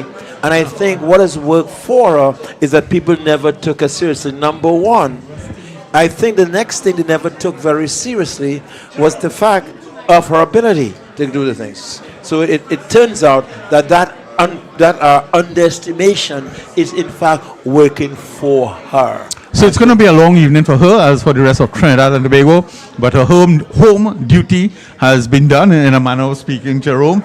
She has addressed her team at her headquarters in Superior. Right. We congratulate Mrs. Prasad Bisesa on another resounding victory in Superior. She has been the long-standing member of Parliament, and so she has secured her election there, now to the larger picture. But of course, I'm sure, and later on tonight, she will be here at the headquarters. I'm sure when we have the final victory to address the nation, most likely as Prime Minister of Trinidad and Tobago. Let us tease our viewers a bit to indicate that we expect to be speaking with her sometime in the course of the evening. Of course we will. If you're at home, have a hot drink of your favorite beverage, a drink of your favorite beverage. I meant tea or coffee, all right, sorry about hot that. chocolate. Yes, well, don't be too taken away. You want I meant. Is that a sign that we should have some stuff on this set? No, our stuff is this. I mean, it's just, but a hot drink, I noticed Kivan has not been paying attention to that observation. It's like you probably thought I was on the set and the people want water. The people want water. Well, he has changed that. The people want Kamla. The people want Kamla. Yes. That would be one of the seminal points in this campaign. When we reflect on it, I am paying high credence to Iowa's involvement and so on. Right. Tobago West, we have a key election alert for Tobago West. Give us that, Ken. The TPP candidate 1,050 to the incumbent 952, which is most significant. I don't have in front of me the size of the electorate, and so we could still indicate that fairly early, but to outmatch the PNM in Tobago West is most significant. Professor, I want to ask you this. During this election campaign, we've seen a lot of these young black performers who normally in our politics, they would be singing on PNM platforms. And you saw in this election, particularly the Trinidad music guys, they came up with all these different songs and cliches and one-liners that really created this massive Now constituency office of the opposition leader and incumbent MP for Superior, Mrs. Kamla Prasad Bisesa. It's a seat she has held for the last 3 decades and usually won by a wide victory margin. In 2020, she won by over 9,000 votes. Given the history of this particular constituency, there's no anxiety here over which party will take home the Superior seat. Well, first, let me thank Almighty God. We have had a very, very clean campaign, very strong campaign. I feel very confident of a very good result. Let me thank the people of Superior. In Superior tonight, let's thank Superior. Thank you.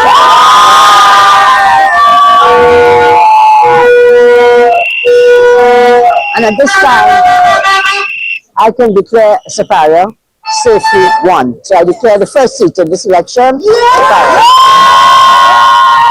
As the results come in, but the feedback thus far is very, very good. But I'd like to wait a little longer to get from some of the corridor seats. But the trend is looking very good for us. I think we are set to win this general election. Thanks to everyone. I also thank all our coalition partners who played a great role in it. And the rank and file UNC membership never left my side and held me up when I was falling down. They were always there with me. So let's say thanks to them. UNC Okay. We saw some of the initial counts showing TPP leading in Tobago. How is that feeling for you in terms of the overall outcome of the election? The overall outcome is that we are going to win this general election. That's the overall outcome. Tobago is doing very well. And on our marginal corridor seats, the counting is coming in really good, really good. Would a partnership with TPP be on the cards for the UNC? I think you asked me that question the day of my vote today. Was it you or someone else? No. I always said that there are many rooms in the house of the rising sun. There's a space and place for everyone. We need to work together to build Trinidad and Tobago. So, all are welcome. All will be welcome. We have to rebuild this country together. Okay, thank you all. I'll go up to the other place in a while. But thanks for carrying South people. So thank you all. All right, so thank you very much. And I say, hello, this is Ford's headquarters. No life. No, they didn't want. No energy. They didn't. No politics and nothing going on. But we have a key election to tell us, Ken. Shaguanas West, Mr. Gosain for the UNC, 6,200. 6,200. The PNM's candidate, Mr. Mahabir, 411. So Shaguanas West, again, previously represented by Mr. Rambali. Mr. Gosain, the successor candidate, 6,200 votes over. Mahabir for the PNM, 411. The PF, 203. The PF, 203. The electorate there is 28,862. So Neil Gosain heading to victory in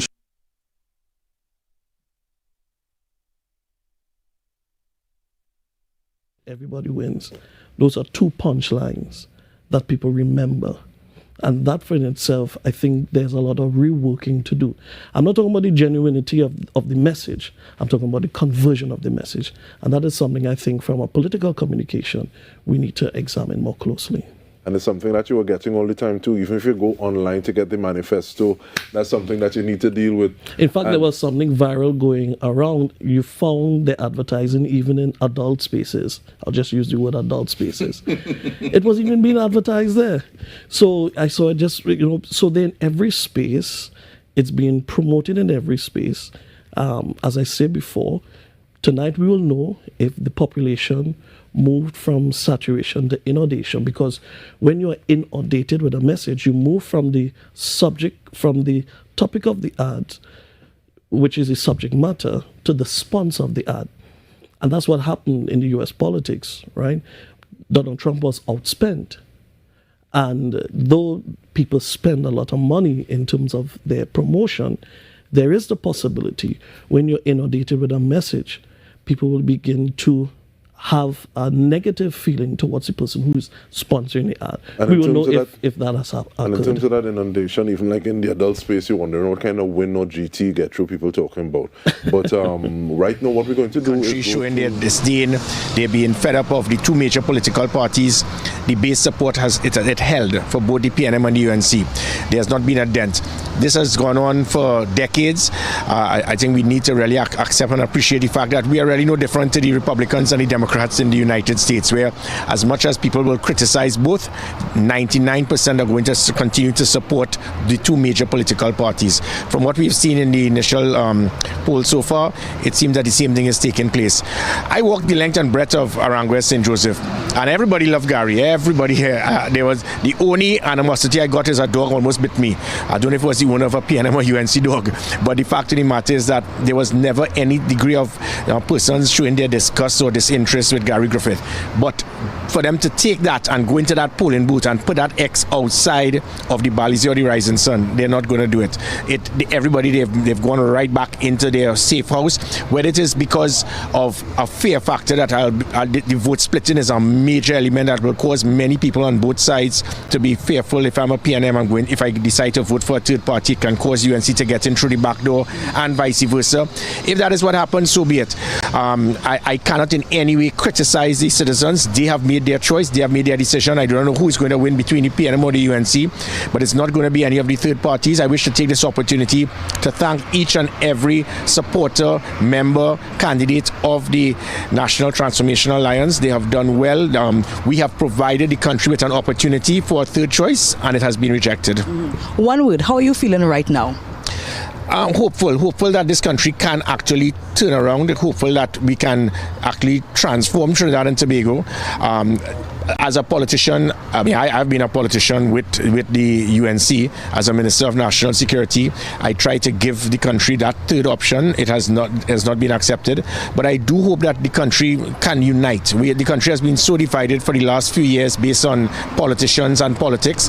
It is hope that the country can unite. You have not seen the last of Gary Griffith, but however, the country has rejected me as to be in politics, but I will continue to try to serve my country as my country sees fit. Okay, thank you so much. There you have it. Gary Griffith, political leader of NTA, as well as a candidate in the race for Arangwe St. Joseph. Now, that's just preliminary results, but as things continue to roll out, we will keep you updated. It's Kimmery Fletcher for CNC3 News, Mount Lambert. Yeah, what I found, Professor, was how they were able to seamlessly insert the political leader, Kamala in the music, UNC, the word vote, and just make up all these rhymes that just blended seamlessly and gave us some of those great hits that we listened to after all these political meetings in the last 6 weeks. You picked that up, Ken? Yes, when you listened to it, the part of culture meshing with our politics? But I particularly like Professor's point that the artists represented what was on the ground.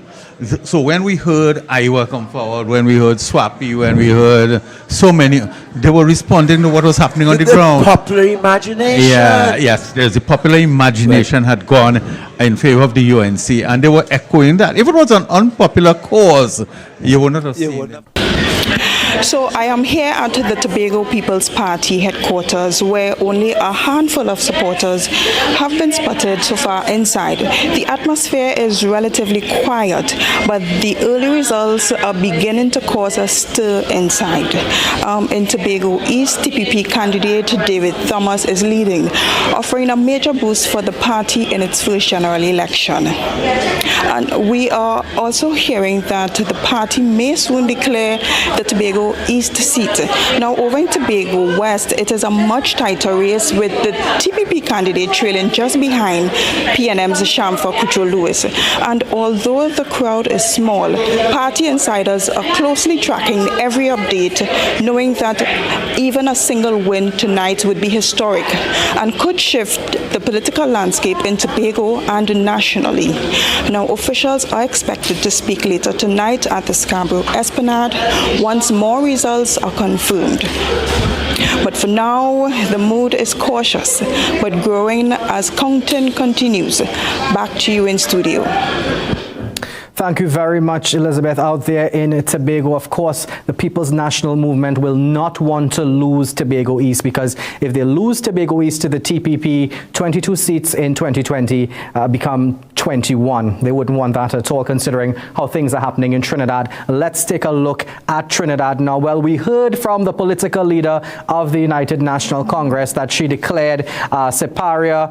We can understand why, a very massive lead there. No surprises, of course. Siparia, the political leader's seat, it's as safe as Diego Martin West for the PNM. So 9,565 votes for Kamala Persad Bissessa. So Siparia is going to the UNC. Let's take a look at some other seats in Trinidad. Chaguanas East, very important. Chaguanas East, considered a marginal. One of, I would think, the third most marginal seat in 2020. We're seeing Vandana Mohit, the incumbent MP for the UNC, a very comfortable lead there, 3,145 votes to Richie Sokai's 1,086. If we see a bigger margin of victory for the UNC in this seat, it will not be a surprise to those who follow local government election politics, because we did see in the last local government election that the UNC made some inroads, especially in the enterprise communities. No votes for the Patriotic Front, NTA, and if we look at the independent there, no votes for Ernesto Singh. Let's take a look now at Chaguanas West. Just 3 people in the race here. Colin Gosain handsomely in front, 6,200 votes compared to Winston Mahabir's 411 and Marsha George's 203. 23.5% of the electorate counted for there in Chaguanas West, another UNC safe seat. Let's look at some more before we go back to Kijan. Let's look at Oropouche East, Dr. Rudal Munilal seat, another UNC safe seat. Dr. Munilal, 8,283 votes. He can more or less call this seat for the UNC and retain it there. 830 for Richard Ragberry of the PNM and 355 for Danny Jadunanan. Interesting fact about Danny Jadunanan, when he announced his candidacy, his family put out a statement saying that they endorse Dr. Rudal Munilal and distance themselves from Mr. Jadunanan. And I think the king of all irony here is that the family's business, their motto is where families stay together. A bit weird there, right? So that's Oropouche East, and maybe we could do one more before we go to Kijan, and that's Naparima again. So like a broken record here, another UNC safe seat. We have Narendra Rupnarayan taking over from a certain Rodney Charles, who is with us here tonight. 1,588 votes there compared to Sarah Nangu's 181 and Ferial Mohammed Lalchand's 40 there. The UNC performing well where it's expected to perform well. You're probably asking, and I need to address this, where are the PNM safe seat votes? Where are the PNM votes? The Lavantil seats, the Vigo Martin seats, the Port of Spain seats. We're actually not getting much data out from the PNM right now. We're not getting much information from Balize House and Kijan. I don't know. I mean, we've covered elections for a while. That's not usually a good sign, right? Yeah, we have a lot of thoughts here, but I want to get the thoughts of Dr. Amory Brown right now. He's been kind of quiet, listening, very diplomatic, fitting for your position, but I know you were wondering what's happening with some of the your safe seats, so to speak. What do you make of what you're seeing tonight? Well, the results continue to come in. There's no doubt when we say a safe seat, that has meaning in Trinidad and Tobago. So I don't expect any surprises in Diego Martin and Port of Spain, etc. But rightfully so, the team has been focusing on the marginals. And I think it's too early to say there's a definite shape. But let's continue to monitor. I just want to step back a little bit. Professor, you may want to hear this in particular. But let's hear. Oh, sorry, go ahead. You want to give, sorry. an election? We'll bring you back you were right talking in. about St. John's all right. East. Okay, right? so I want to get everybody comes on because we just talked about the power of the music and indeed. so on, and how it became a powerful political force. And he's saying why and what inspired him. Okay, so being there and seeing that we have been neglected and we were taken advantage of, I had an opportunity to either continue down that path or get up and do something about it, and I chose to do something about it. So I decided to join the United National Congress, and they give me the opportunity to come and enlighten my community in the best way forward, because I also went up as a candidate on 2 occasions, and I did pretty okay. I did not win, but I gathered a lot of votes. And it was a good opportunity for me to inspire the people in my community to let them know that. All right, we have a key election alert. Ken, go ahead. In Mayaro, the UNC's Morris, 7,294. The PNM, 2,855. So that is a seat, remember, held previously for 2 terms by Rushton Parry. The UNC's Nicholas Morris, 7,294. PNM, 2,855. Right, and I think, Ken, when we look at these seats, particularly the Mayaro seat, in which we're seeing a massive lead, like about 4,000 votes, average, about 4,000 votes, right? The Barry didn't do damage. There wasn't any major fallout in that seat per se. When you look at that, the right? indications conclude, are this. Yes. Right. But continue, Devon. Yeah, You were so telling us. Yeah. I got the opportunity to, enlighten myself, number one, and my community, and try to educate them in a way, stating that we don't have to continue going down this path. There's option, and it's up to us to make this option, or we would continue to be deteriorated. How did you feel when the statement was made that blacks were coming to the UNC because they were being paid? What went through your mind at the time? I laughed when I heard that, because I know that is far away from the truth. The reason why we are gravitating to the UNC is because of policy. The UNC have policy that benefits us in the best way forward. And we realize that at the end of the day, that is what we need. We need to go for good policies, because we need development. Yeah. Was there, like, in your own way, any backlash from like family members, relatives? Because Kojo get relics, right now, if I leave Kojo here, he might disappear, You can't go back to Tacarigua. You can't go back. Kojo can't go back to Tacarigua. But was there, like, backlash from friends? I mean, massive fallout from close ones and so on? Of course, I deal with that on a daily basis. More at election time. I am told that I'm a sellout, I am a lick, you know what? Yeah. You name it, I've been called it. But I don't let that faze me, because on the road to righteousness, and the road, it is a rugged road, it's not a smooth road. And if that is what I had to go through to bring some sort of light into the darkness in my community, then so be it. Right. And you making your contributions is gone. We got a key election alert. Ken, tell us what's One going that on. Professor will be particularly interested in. Sure, yes. Tunapuna Roger Alexander of the UNC 3180, that is 3,180, to Esmond Ford of the PNM 2,610. So the electorate 27,485, and that result, that update as of 2 minutes ago, 3180 to 2610. Yeah. And I'm sure, Professor, you know the candidate, well, the PNM candidate for Tunapuna, and he really no star, right? I mean, you that see, man I think no, I think we see. I talk about the intellectualizing and the figures, how people feel. This gentleman just said to you, on the road to righteousness, there are many obstacles, and one has to have the testicular fortitude to say, hey, I stand for something. And when that grabs a people and you're filled with emotion, you can't stop that. Yes. All this other stuff. What I'm saying to him, as an artist, he felt it, and more importantly, he was impelled to release it, because you're dead. You're choke. I want to ask Devon a question. How early did you spot that and you felt that movement? When did you get involved in the music and joining the UNC and the campaign and so on? Okay, well, me being in a community like St. Anne's, and would have had brief encounter with the PNM, and when I realized the PNM come in our community, the mama guys with all sort of speed talk, and after that they leave us to hang out to dry. And me getting into music with the UNC, I went to an interview in front of the leader, and she said to me, DT, what do you do? I said, boss, I just write and sing, And she wrote her email address on a pad, and she said, write me a song. And I went home, we have a little backyard studio, nothing too fancy. And I told the producer, I tell Miss Kamala Pasabi says I could sing, and he's like, what we gonna do? And I was like, okay, let me write a song. And I wrote the song and I sent it in to her. And because that's the way as a man, if you say you do something, you do it.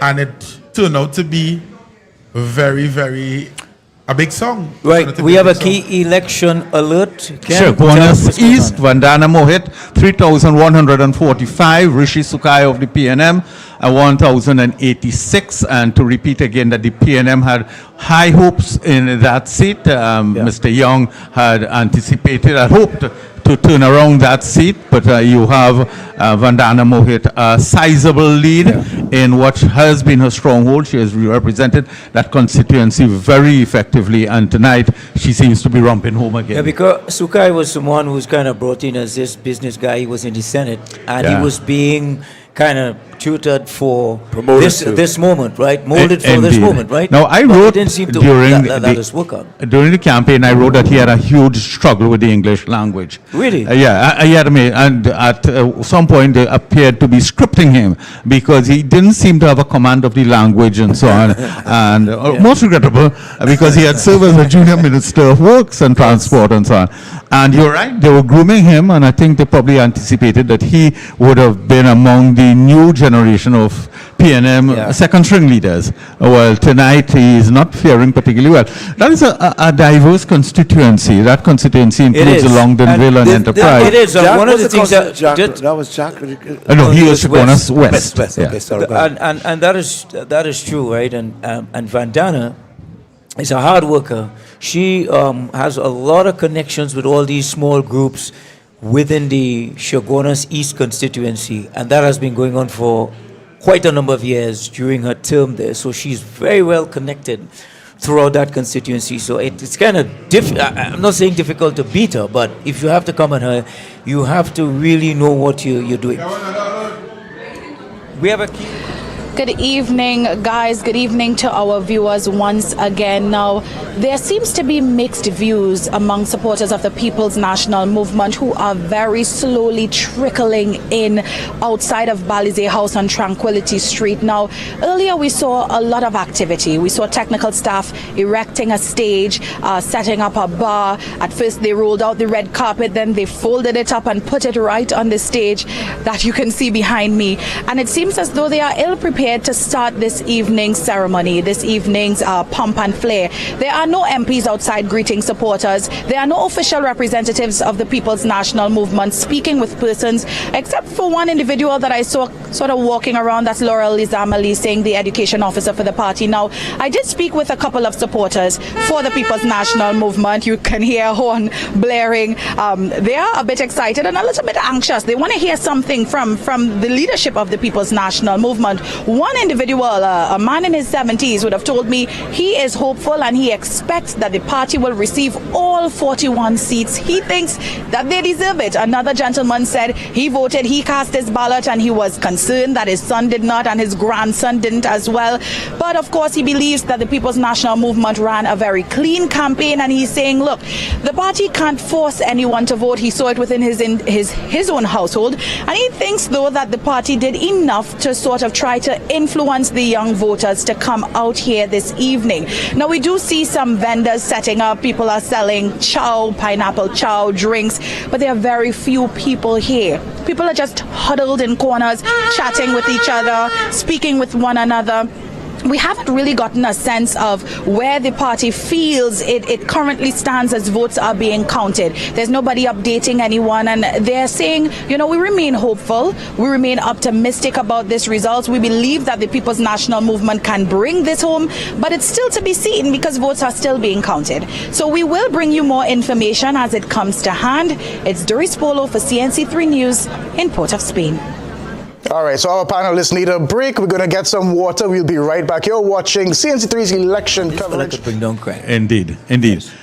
So, very interesting. Well, just to repeat that point, but very, very interesting. We'd also monitor what's happening in St. Joseph, because there's where Gary Griffith, who comes from a law enforcement past and was seeking to get his party. Well, let me just stop you. Yeah. That a lot of people say he's not from law enforcement, he's from the army. And that the edge Alexander has over him is that Alexander is a crime fighter. Somebody who's been in the police service, who knows the nuts and bolts of crime fighting. Not Griffith, who came from the army. We have another key election alert. For the first time this evening, we're hearing about Princess Town, that Dr. Ian Alleyne, the first-time candidate, UNC 6,230. Yes. The PF candidate 281, and the PNM's candidate Ruklin Mohammed 1775. 6,230 to 1775. Princess Town has been a bedrock of the UNC for a long time. And it seems as though, well, clearly the UNC is going to be home and dry there. Yeah, I just want to go to Professor Kojo. Tunapuna, I want to just head back to that and the whole, matter concerning crime. What was what have you been hearing like on the ground with people there? Oh God, brother, don't make it so scientific. Well, I mean, the first and primary responsibility of any government is the safety of its people.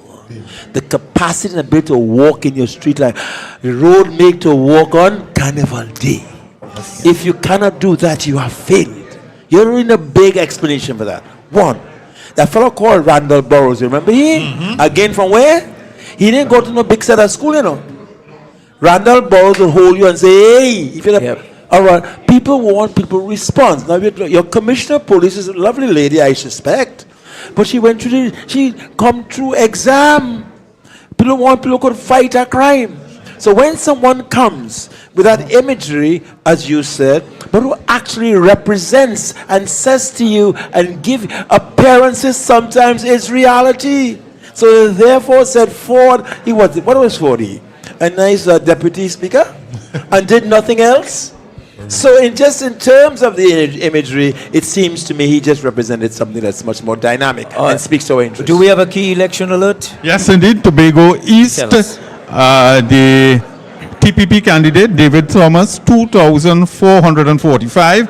That is as of 6 minutes ago, 2,445 against I.A.N. Webster Roy of the PNM, the incumbent, 1,216. 2,445 against 1,216 of North Watson Duke, 220, and then there's a PF candidate, 14, and the IDA candidate, a Belfort, 17 votes. Watson Roop is a spent force. You don't understand. Well, I think after he's a spent force. After that kind of when Karen jumped over the bridge, when Karen jumped on the rails to go to Pandy funeral, she was dead. That's how Trinidad's work. I want to go I want to go to Devon a little bit because you're from St. Anne's East, right? Yes, I am. And I just want to talk about the environment. Crime around that area. How has it been? Very, very, very, very, very, very bad. Excuse me. That's it. Multiple murders. That's it. Imagine you're sleeping in your house 2 o'clock in the morning and being awake by rapid gunfire. And you stand and you watch your phone and you get a message from a group and you just see somebody lying on the ground and it'll be like, it has become so normal that when you hear gunshots, you wait for the results of who dead and everybody goes back to business. And that is what, let me add, don't cut me off. Mr. Stuart Young was once the Minister of National Security, and he failed miserably. He was supposed to lock up people. He failed miserably. And you're saying now to me, people are not stupid. But and I just want to add to that. When the political leader KPB said, look, one of the key plans, she spoke specifically about a Ministry of Justice. But then she also says every law-abiding citizen can own a gun, all right? And have these stand-your-ground laws so that you could protect yourself. A lot of people, she got a lot of flack for it from, some members of the public try to turn it into, well, she's going to give everybody a gun. That was not the idea. It's everybody who can qualify to get a gun, not just everybody per se. But look at what has happened in the PNM, right? Heinz said, well, the crime is not my problem, it's the police. Mm-hmm. And then they turned that, well, it's not the police. Police say, well, it's parents. And then it turned now to the voter to protect themselves. So, Professor, that has been a kind of abandonment of government's ownership of security of the nation, which is in our Constitution, to protect citizens. And they abandoned that, right? I am simply saying to you, the most fundamental principle of any democracy, we elect a government to keep us safe. And if you have not done that, you have failed. Now, what has happened, and I think our brother Thomas is alluding to that, when you get up and look on your phone and they say, no, let me see who did. You've created a different kind of mentality. Yeah. You're not even that's a kind of savagery. So we no longer people and human. We have some kind of, you turn us into a kind of beast. We are. Yeah. And that is the problem. They never understood that. Robbery spent some commission about 2 years ago, bring all candidates from all over the place and say we are violent society. But you listen to Robbery's language, it is violent. Violence even in his language. So in fact, not so much they said change it from one to, they never understood what violence meant to the mind and the people. Sorry. All right, we have a key election, Ken. We keeping close tabs on Tunapuna. As of 4 minutes ago, Roger Alexander 3,338, Esmond Ford 2,786, 3338-2786, the electorate 27,485. Doesn't mean 1,000. Yeah, 27,485. No, 7,000 votes. Yes, indeed. 6,000. 700. Yes, indeed. I just want another note, just to indicate. Still very early in the game. He sat here 5 years ago when the whole map was yellow, and then it suddenly started to flip. So it's maybe a little too early to call, but we did hear the opposition leader. She called her seat the Siparia seat with 9,565 votes. Now, let me just reflect a little bit on 2020. In that election, she got 13,487 votes. So she feels comfortable at 9,565 to call that seat. She also called the Chaguanas West seat with 16,702 votes in the favor of Dr. Colin Neil Gosain, while Winston Mahaber of the PNM, he got 879 votes. So that would be a significant and an intelligent call, because 16,702 of the 28,881 electorate would be a sort of 60% turnout, over 60% turnout within that seat. So it would be safe to call that seat. She also called the Urapooch East seat. Unfortunately, we don't have information on that just yet, but across in Urapooch West, we're seeing Dr. Lakram Bodo. He currently leads with 1,584 votes, compared with Sean Dubé with 664. Some more information coming out of Mayaro. That gap has closed up a bit. We're seeing Nicholas Morris with 1,700 plus votes, while Beatrice Bridgelal of the PNM 1,400 plus votes. So that gap has closed a bit. Toko Sandy Grande, some say it's marginal votes so far. We're seeing Wayne Sturge 957 votes, Roger Monroe 741 votes. I'm not seeing, Lebre, another one. Randall Mitchell 782 votes, Clyde Elder 440 votes. So Marlon, we'll continue to process the information as it comes in. There's only 12.3% of the electorate in that constituency. But I want to show you all some images coming out of Tobago right now. And what we are seeing here is that the TPP is getting ready to actually declare victory in both Tobago East and West. Who saw this coming? We are seeing the TPP getting ready to declare victory in those two seats, Tobago East and West, and we will be going there live very, very soon. That's a major upset. The PNM could not have afforded to lose these two seats. Let's now look at, we have some 5 seats in Tobago to look at right now. So in Trinidad, 5 seats in Trinidad, and we're going to the marginal in Tunapuna. That is proving to be a marginal here. Roger Alexander with a slim lead over Esmond Ford of just around 500 votes, 3,741 for Roger Alexander, 3,228 for the incumbent Esmond Ford. Let's not declare that one very soon. That one seems to be going down to the wire. We'll be looking at those updates as the night progresses. Very important here. Let's look at another seat in Trinidad as well. We are looking at San Fernando West. A lot of people were looking forward to San Fernando West, considered another marginal here, with Faris Al-Rawi winning it by about 1,700 votes in the last election. Right now, Michael Dowlat of the UNC has a lead over Faris Al-Rawi, the incumbent, almost double the amount of votes. Almost Michael Dowlat with 1,102 votes,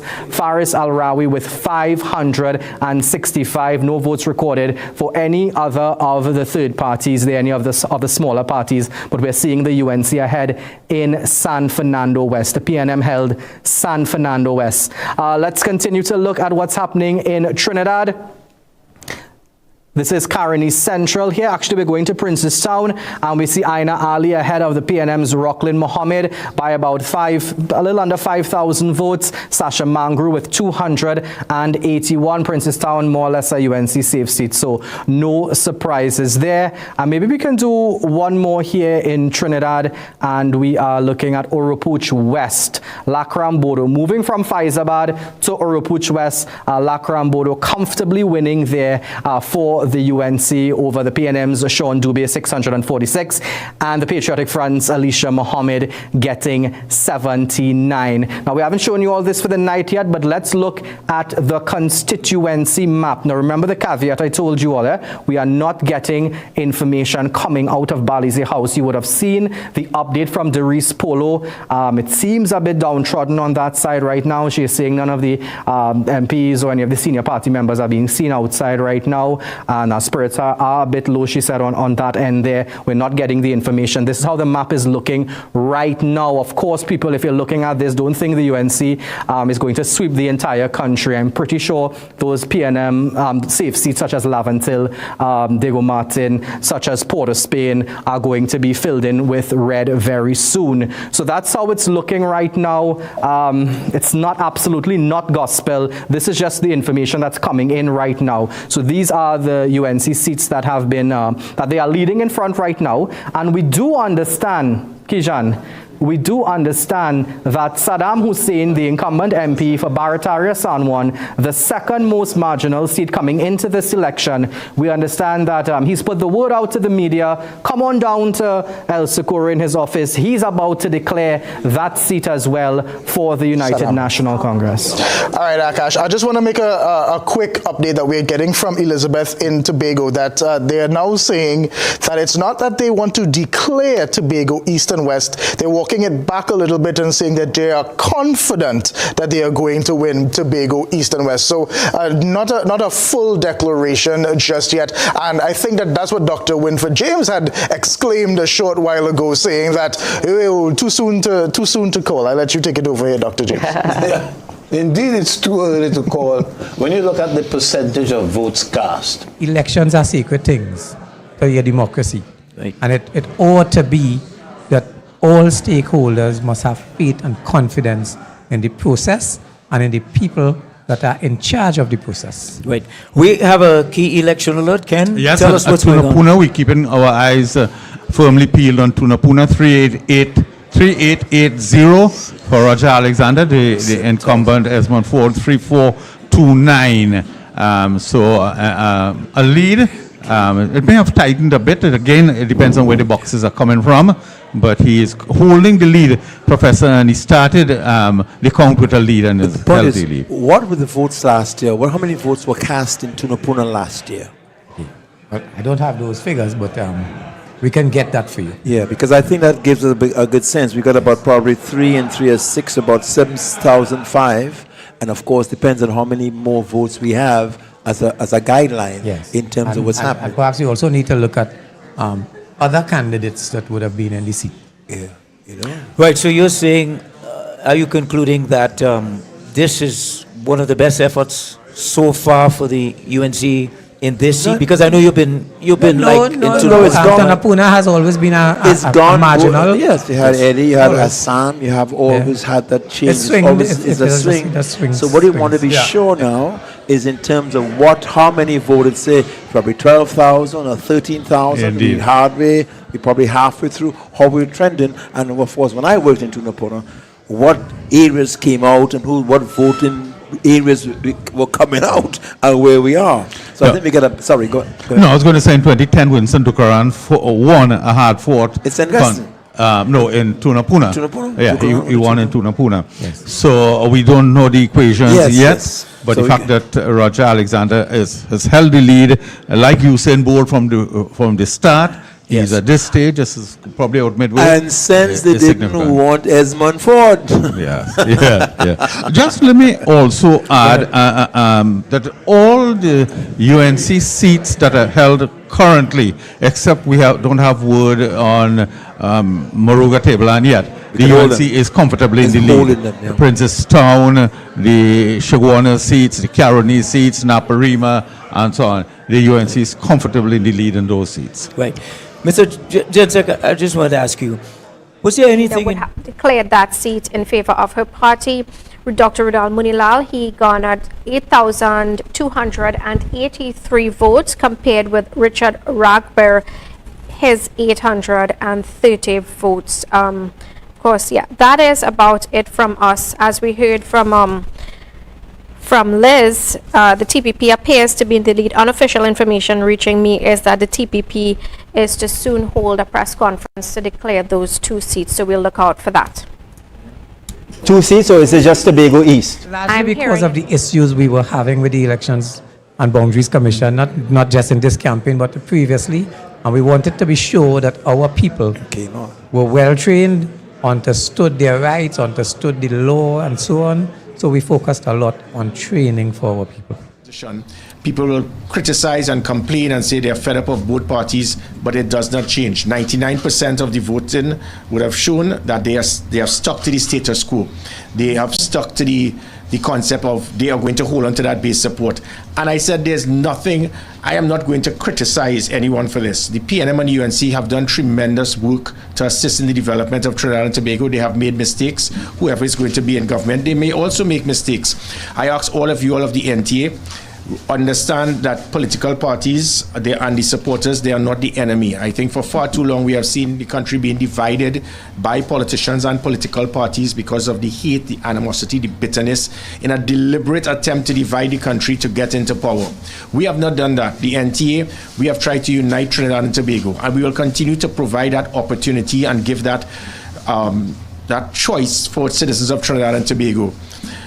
Probably if Barack Obama decides to lead a third party, he might lose his deposit as well. That is just the way it is in Trinidad and Tobago. And similar to other countries, in the United States, the same thing with the Democrats and the Republicans, and people will criticize both. I wish to thank the media for giving us the opportunity to show the options that the country had. You all were very independent, you were very impartial, you gave us that choice. Thank you very much. I think no one can actually question the caliber of the candidates of the NTA. You all are second to none. Most of you all, if you all had these individuals going up for probably any other seat for any of the 2 major parties, they would have done just as well, if not even better than most of the other candidates, because there was quality stuff. The manifesto that we had, if you all could go on to ChatGPT, you have seen what the layout we had of everything was, again, second to none. So we flawed. Yes, I think that probably there should be a commission of inquiry into the functioning of the EBC. Mm-hmm.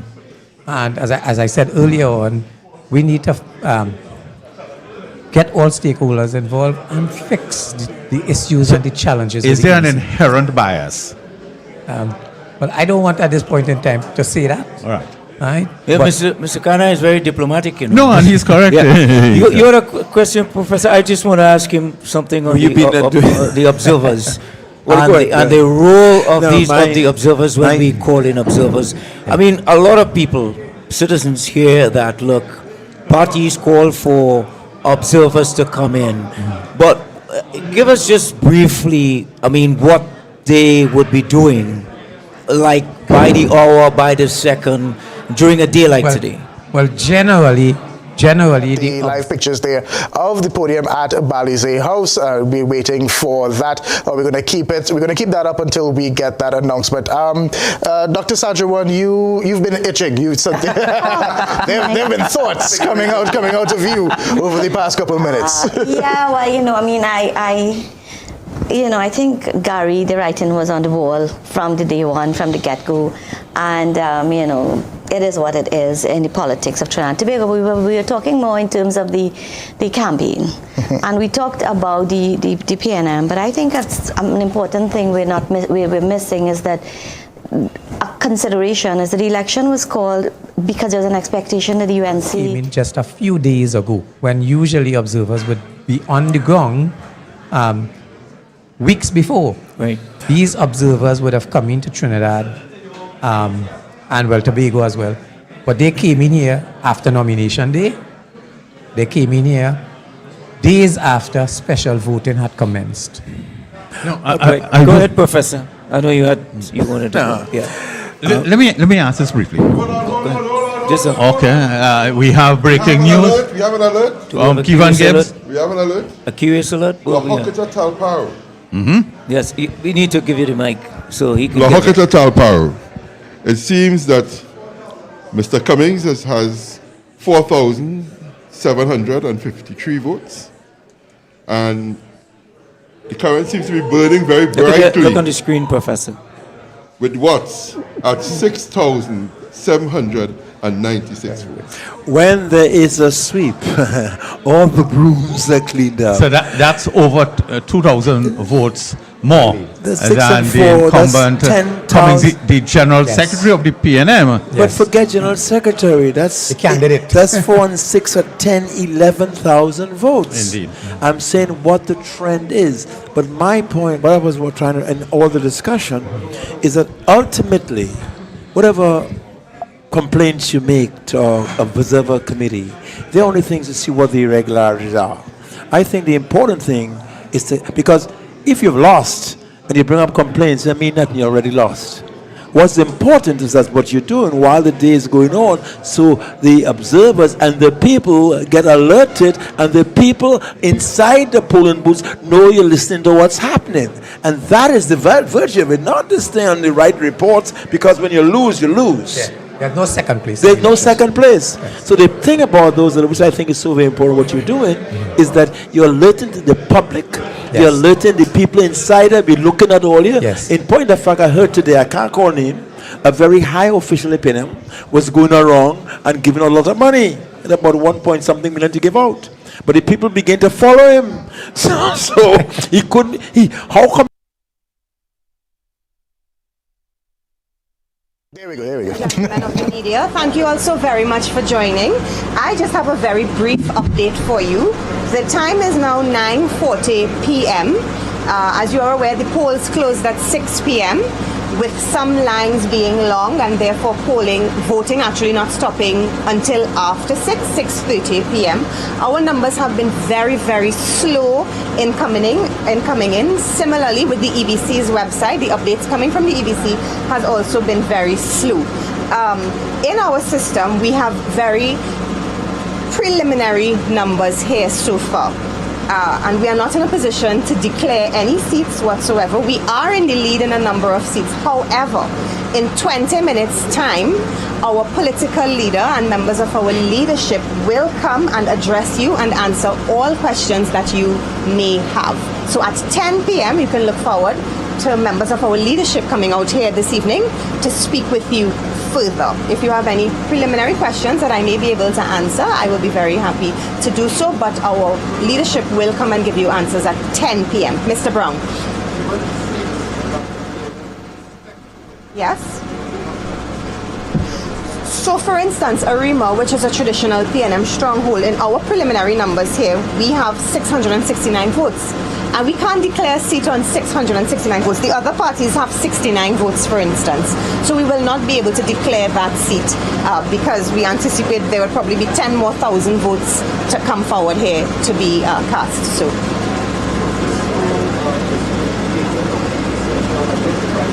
Yes. We have had in 2020, because of the COVID, things had been very slow as well. So I'm not surprised that information is still slow in coming. This is not an anomaly. Information has been traditionally slow to come in. Yes. Yes. So based on this, for instance,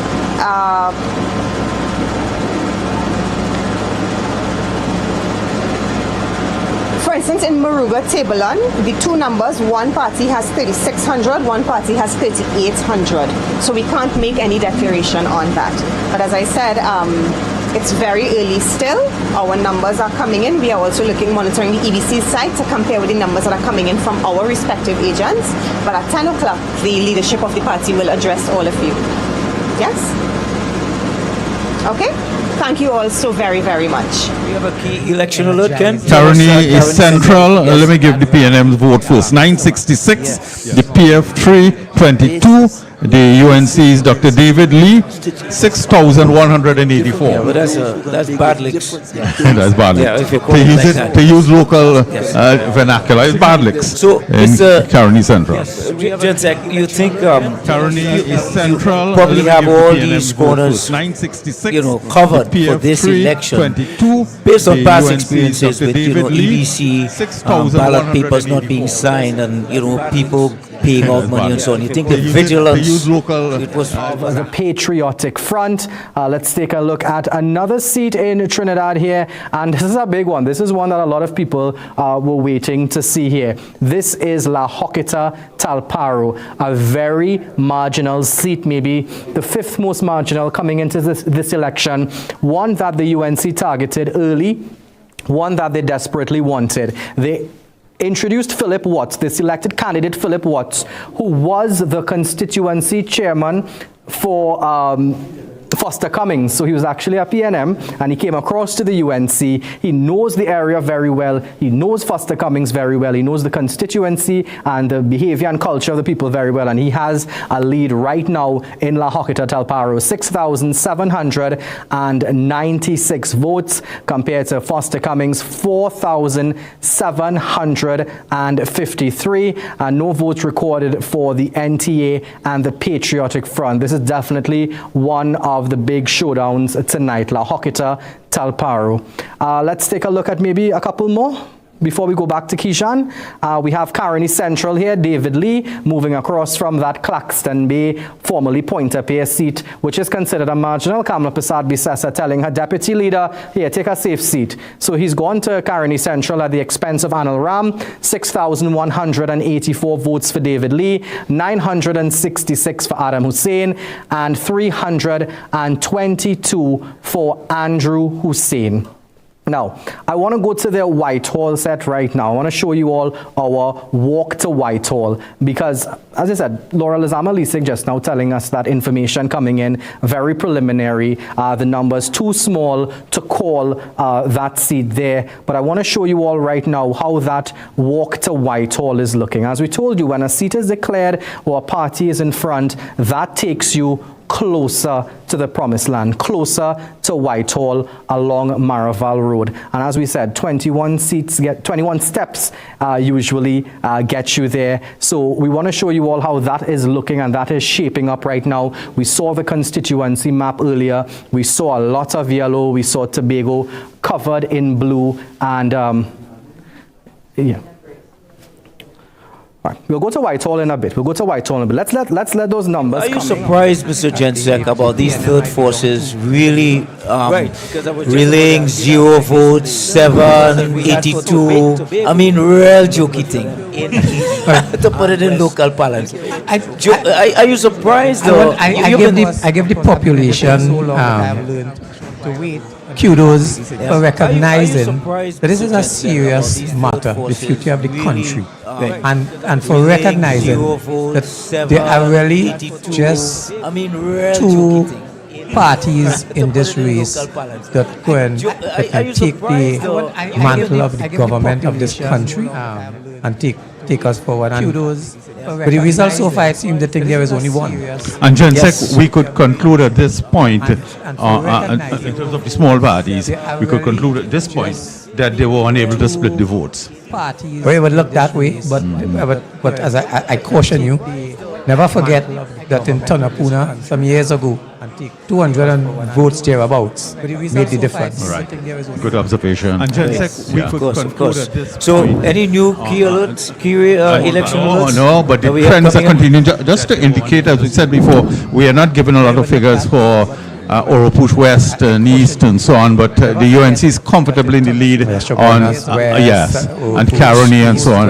There are no surprises there, so we have to tell you that. Right, just to remind you, for the thousands watching us online, this is the Code Yellow podcast, and we started like around 7:30 or 7:30, 10 started this evening, and we're going all the way through the night till the final vote is counted on the set. Professor Selvin Kojo, journalist Ken Alley, and the General Secretary of the United National Congress, Mr. Peter Kanai, who is one of the key men in this entire campaign. When you're looking at all these large screens for all these meetings, the sound system, just the infrastructure to put that up, this is the man who has been there ensuring that every meeting, every campaign meeting had the finest and the highest quality ever in the past 6 weeks. And if we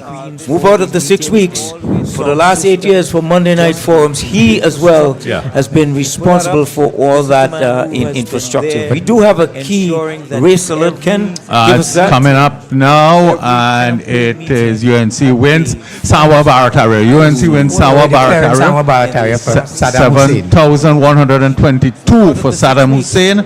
The incumbent, 3,389 for Dr. Yunus Ibrahim. But he must say what party he's from. Well, I did say, oh no. As Professor would have said earlier on, once you have the lift, it will lift all votes. Rising Sawa tide. Barataria as a marginal seat would be a difference of just 2, but of course Liz Williams, based in Tobago, just sent updated results. Now, when we are given these updated results, we aren't actually told how many polling divisions have been counted thus far, but her updated results reflects that Shamfa Kudjo Lewis is back in the lead with 4,622 compared to Joel Sampson of the TPP, 4,469, a difference of just below 200 votes. She, of course, sent also updated Tobago East results, PNM 2,128, but the TPP is leading by 3,312. As you know, Mr. Hines mentioned a short while ago, we're still very early in the game, though our map looks predominantly yellow. We're not sure at the end of tonight how the results would go. So it's our job to, update you as the information comes in. Interestingly, I did hear Laurel a short while ago speak about the EBC's website. I wasn't aware that the EBC updates information on their website, polling information. This is news to me. I just tried to log on to their website and it seemed to be crashed. I couldn't access their website at all, so that will be something to look into. We also got some more information as a Caroni Central. Dr. David Lee leads with over 6,000 votes compared to Adam Hussein's 966 votes.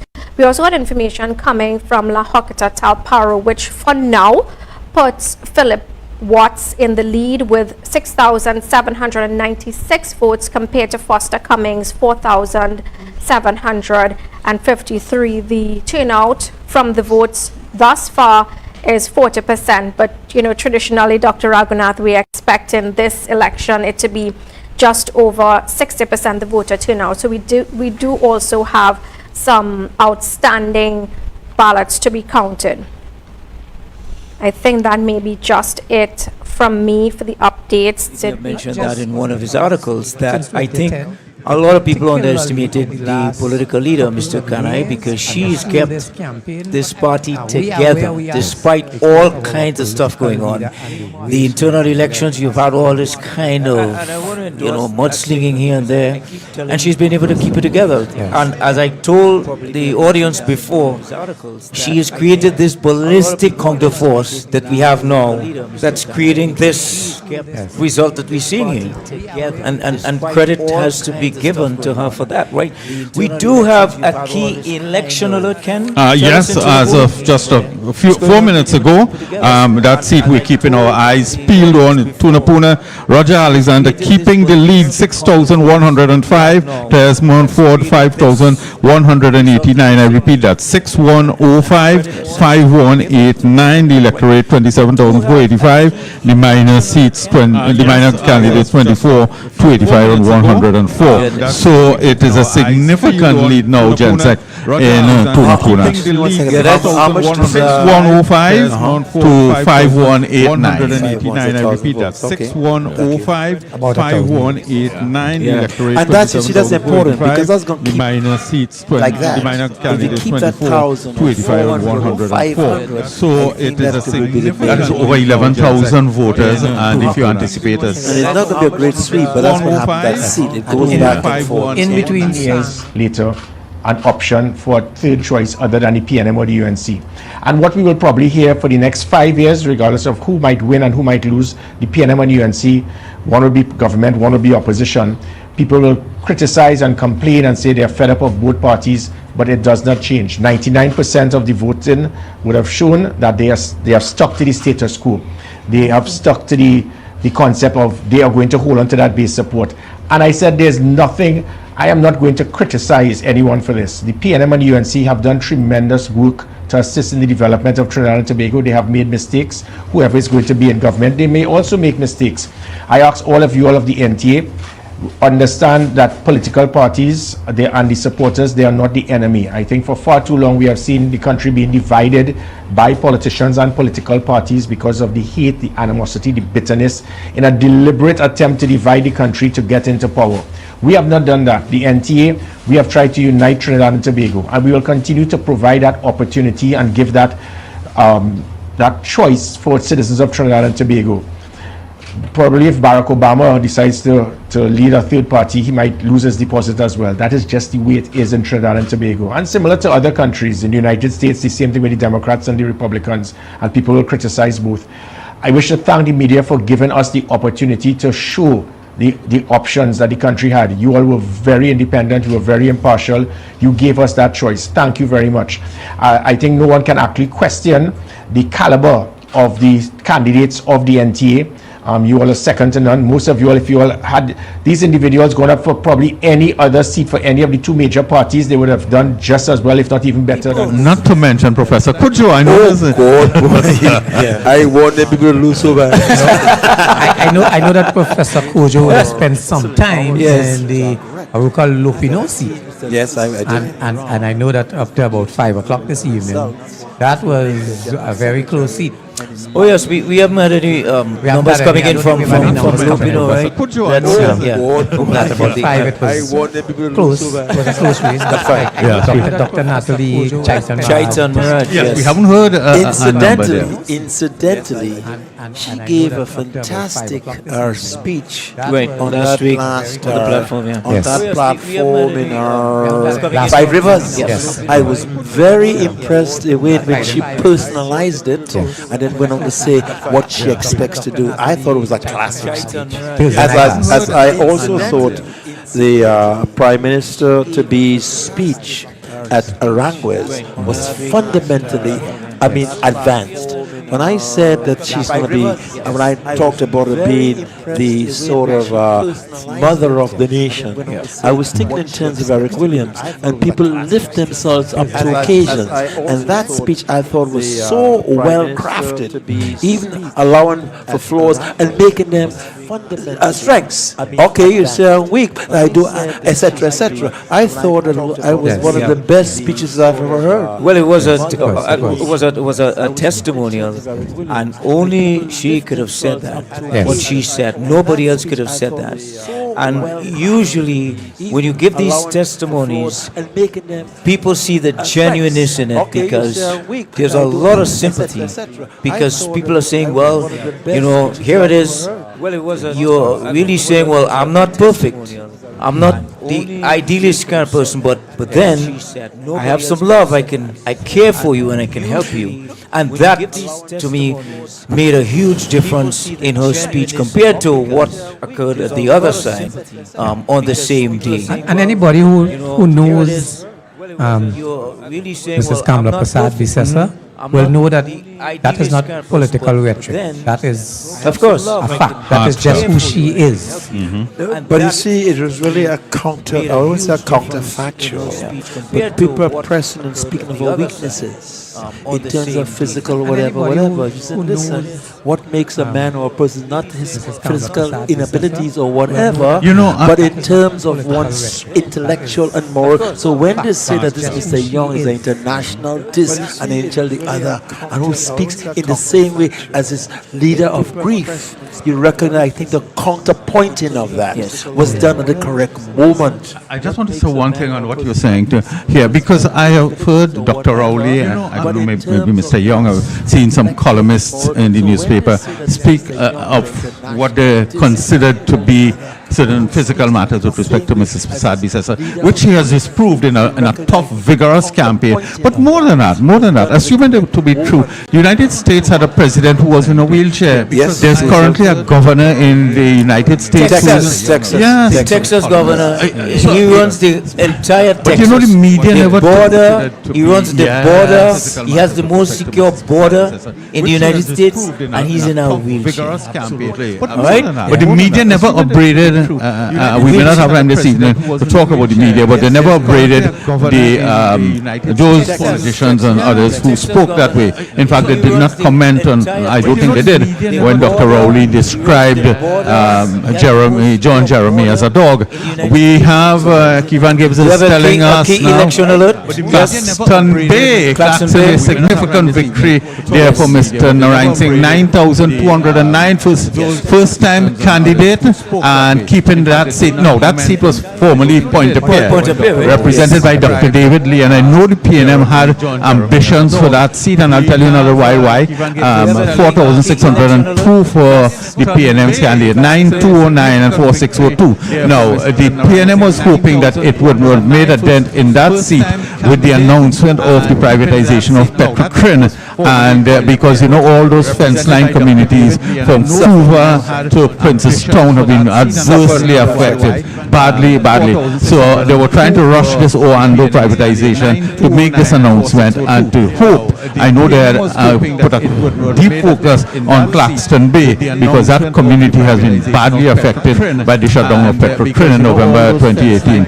It has made no dent, 4,602 to 9,209.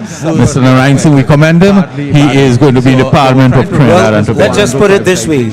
In case you were closing your fridge door and you didn't hear it, the UNC candidate for Claxton Bay, 9,209, and the PNM candidate, 4,602. Just in case, Professor, Jensen, you were closing your fridge door and you didn't hear it. But that's it. But I want to get back to what I think the intelligence of the people of Trinidad. The UNC candidate for talking about the media and so on. I don't care what the media says. UNC and PNM got over 95 together. In 2015, it was similar. They got over 90%. The country seems to have solidified into a two-party system, like many countries around the world, and people practically in politics, you basically have to make your choice between two parties, and that's where we've seen to have evolved. Things can change in the future, but that is generally the system. But why is there such, and this is for anyone really, why is there such a love-hate relationship with the People's National Movement, the United National Congress, in that when one party wins, it is seen as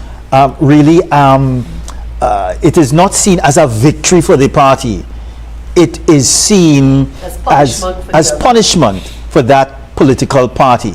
So every election, you hear the electorate, the citizen at large, really bad talking each party and really seeing and I'm sure that you all are going to disagree, but really seeing both parties as different sides of the same coin. In years gone by, I always said, no party wins an election in Trinidad.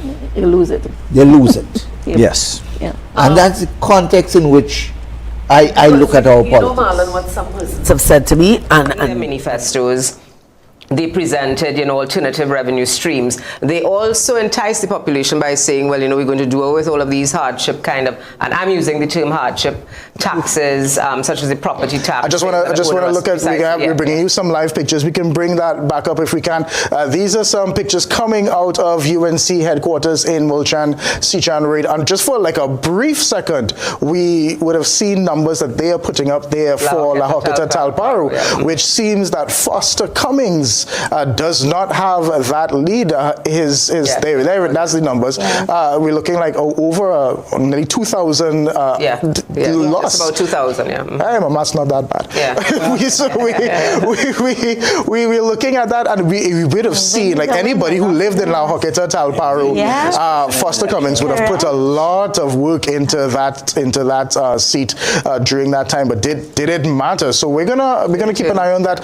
Dr. Sajuman, as the other economist on the panel, what do you make of the next push west to Faizabad, and he's bringing it home in style. 8841 votes to 3,270 for the PNM. So another triumph for Mr. Tanko, a significant victory for him in his new political home of Faizabad. Yeah, I just wanted to add, gentlemen, on the NT. I'm sure by tomorrow or sometime after tomorrow, you're going to hear, well, they lose the election, or they lost deposits, whatever, because the PNM and the UNC are two race-based parties. But it's a competition. Yeah, I just wanted to. Elections it's about competing for voters' interest. That's a right? And they argument. say, you know what they also say, Ken? That okay, these parties have all kinds of monies and so on. Mr. Jen said, you know, years ago, the PNM and the UNC, you had no money. Before the you had to run comes in. all this stuff on social media, and that's we have a key. Right, we have a key. Before the a key election alert. What's going on there? Tunapuna, brand new results, brand new figures.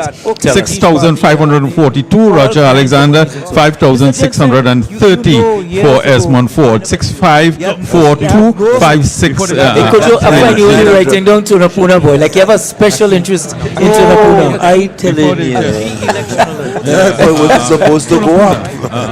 And I know what has happened. You see, sometimes we must also talk about internal contradictions. For Esmond Ford. The PNM knew from the inception that this guy Ford was not. He was not representing his people. He was not the guy. You're telling us something new this evening on that aspect of the fact that he was unpopular, but he was. They had somebody else. Right. But remember what happened. That's why people sell us. PNM's loss is also self-inflicted. Yes. Right. Why is it self-inflicted? Yes. They knew that Ford was not well.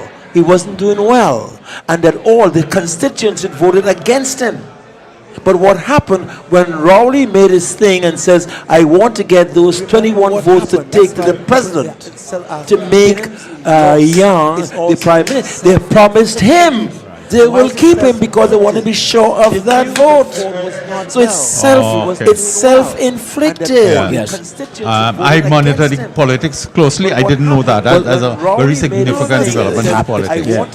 I mean, even this guy in Port of Spain, who was Scotland, what was Scotland promised? Apart from the coal pot and the bicycle, he was promised it to be the Attorney General, and then the name Camille Regis Robinson. Yes. And all these deals were meant to keep that coalition and get it 21 votes to take it to the presidents. So even within themselves, they were acting against their own interests to of course, follow and the fella they scared so much just cuss them up. Yeah. And so there are a lot of self-inflicted wounds, including this election without an election in the party for a leader. That Indeed. seemed to have damaged them Indeed. very badly. Well, it ties into the point I have been writing and talking about for a long time too, and you encapsulated so well, self-inflicted, because they made so many errors, including... And 68 votes on this side. Joel Sampson of the TPP, 2,543 votes right now. He has a margin of around 500 votes right now over the incumbent Shamfa Kudjo Lewis. And I want to remind you all, it's a seat that the PNM actually won by about 4,000 votes in 2020. There, let's just take a quick look at the PDP. Curtis Douglas, who is also the president of the All Tobago Fisherfolk Association, getting 81 votes there.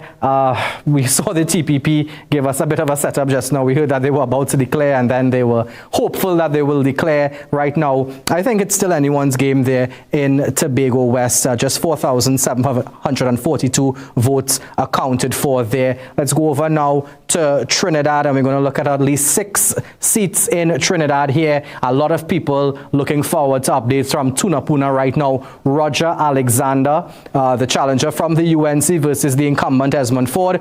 Roger Alexander still maintaining a lead. He's been maintaining a lead for the entire night. 6,698 votes, 5,000.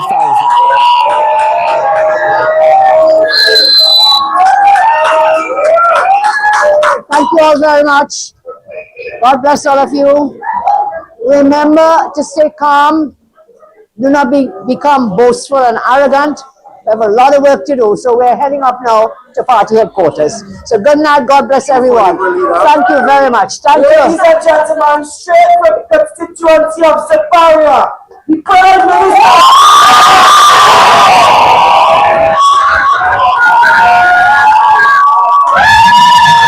Joined us, yeah. 20 minutes. Supposed to be. Any specific constituency data you can give us? Baratara Salman, which is a marginal, is very front. Tunapuna is trending way ahead. St. Joseph is trending way ahead. Talparo is trending way ahead. And the 2 Tobago seats are all blue to the Far East Party. All right, East. Let's continue to look at the 39 constituencies in Trinidad. Saddam Hussein, we understand Saddam Hussein has declared victory in Barataria San Juan, 7,122. He may very well have extended the margin. We went into this election with Barataria San Juan being the second most marginal seat as it related to 2020 figures. 2025 onwards, and Kijan said it just now. The UNC has won Barataria San Juan so many consecutive times now. It's moving from a marginal to almost a safe seat. We'll say not really a safe seat, but at least a UNC seat now. It's getting less and less marginal. Let's continue to look at the constituencies in Trinidad.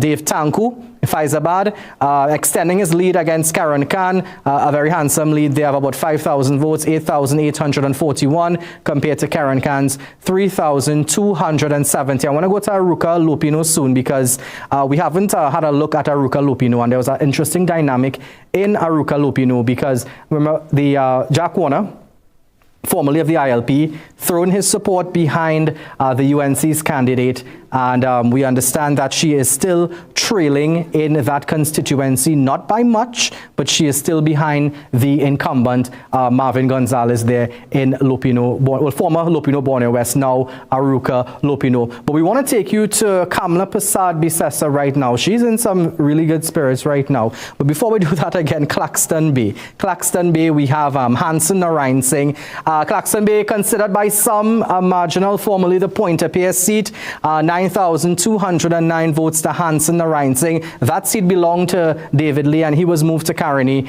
And Mukesh Ram Singh, 4,602. They may very well declare that seat right now if they haven't done so already.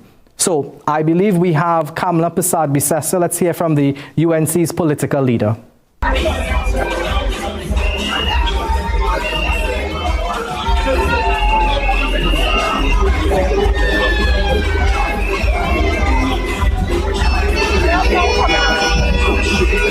Let's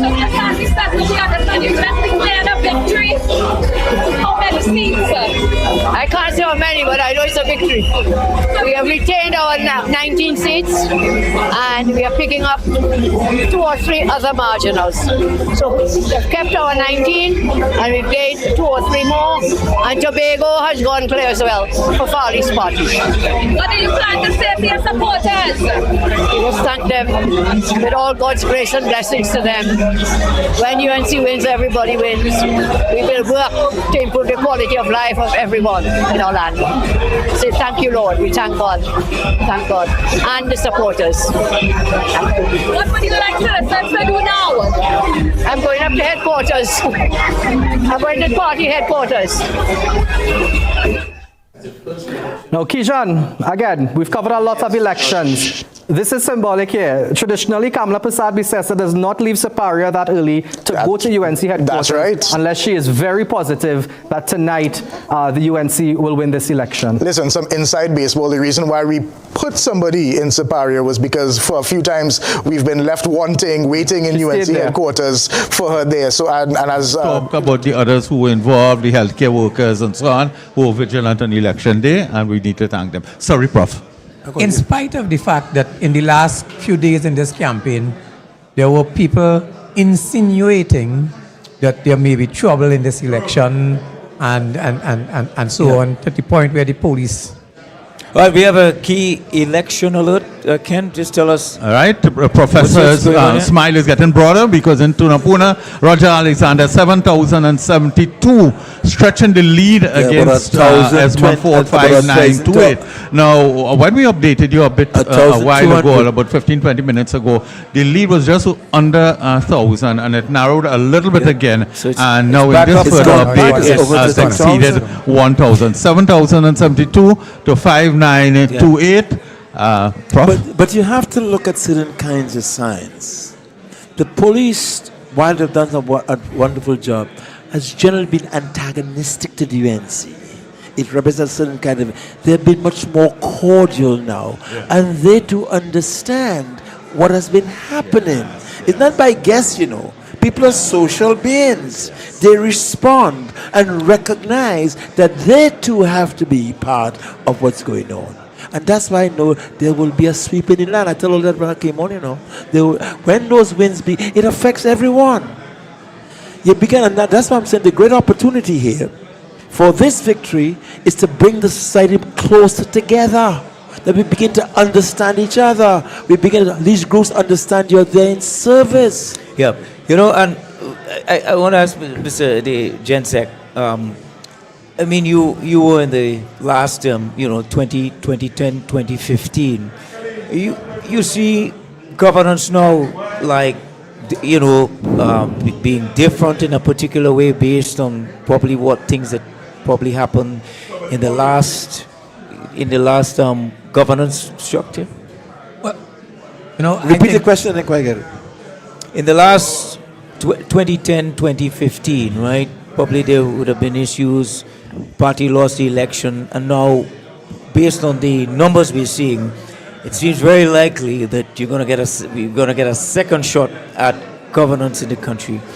And I'm asking you if you see that as doing things differently based on what may have gone on the last time. Well, once this result go as we all hope it go, yes. I don't think we are under any illusions. I don't think our political leader coming in as the next prime minister is under any illusions of the state of this nation, right. of the state of the economy, crime. For the PNM, but it might be a good night for Trinidad and Tobago. From all reports, we have conducted an election. Things have gone very well with the processes. The results are coming in now. And from what we have coming into Balize House, it is clear at this time that we have lost the election.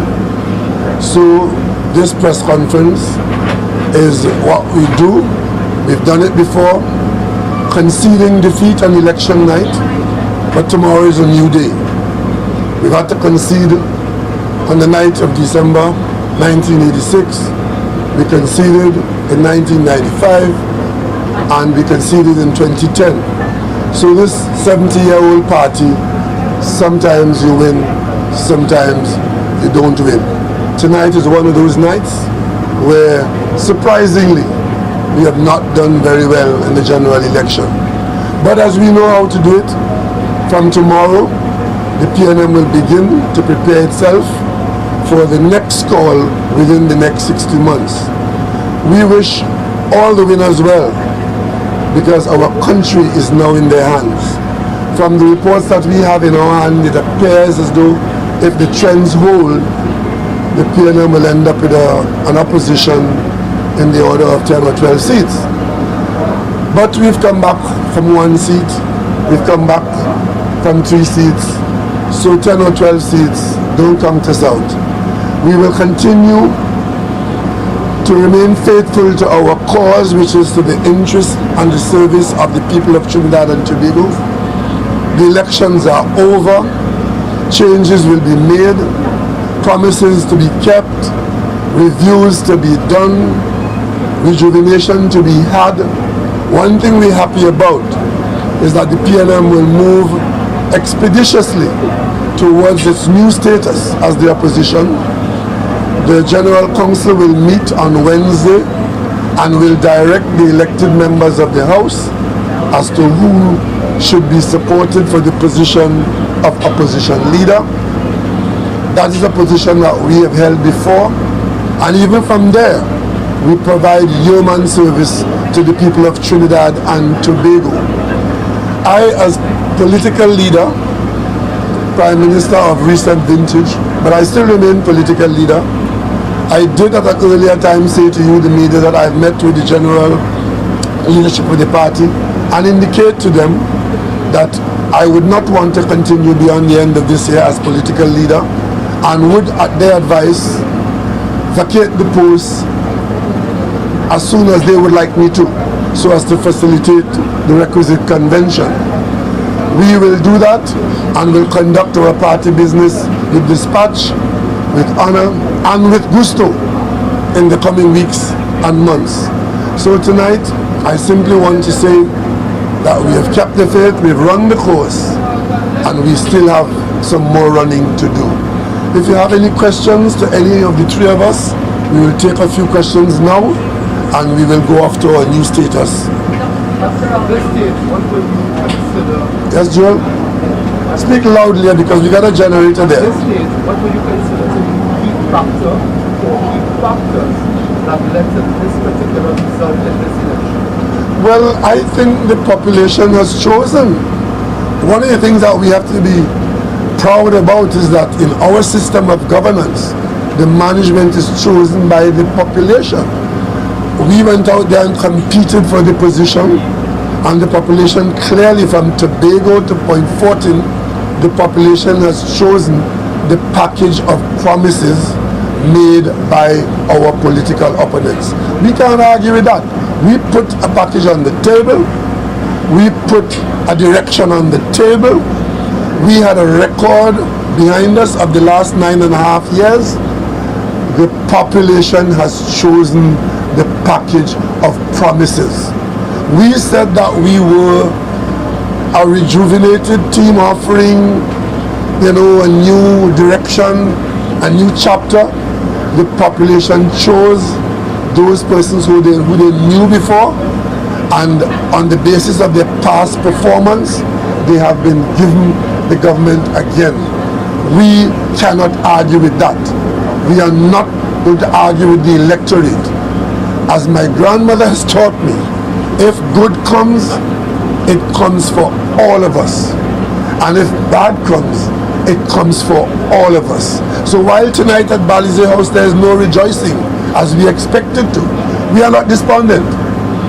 We have not been here for 70 years by holding our heads down. As Mandela said, the problem is, and the shame is, when you go down, not to get up. The PNM has demonstrated when we are down, we come back with a vengeance. And 2025 will be no different. And Dr. Rowley, is there anything, Media members only.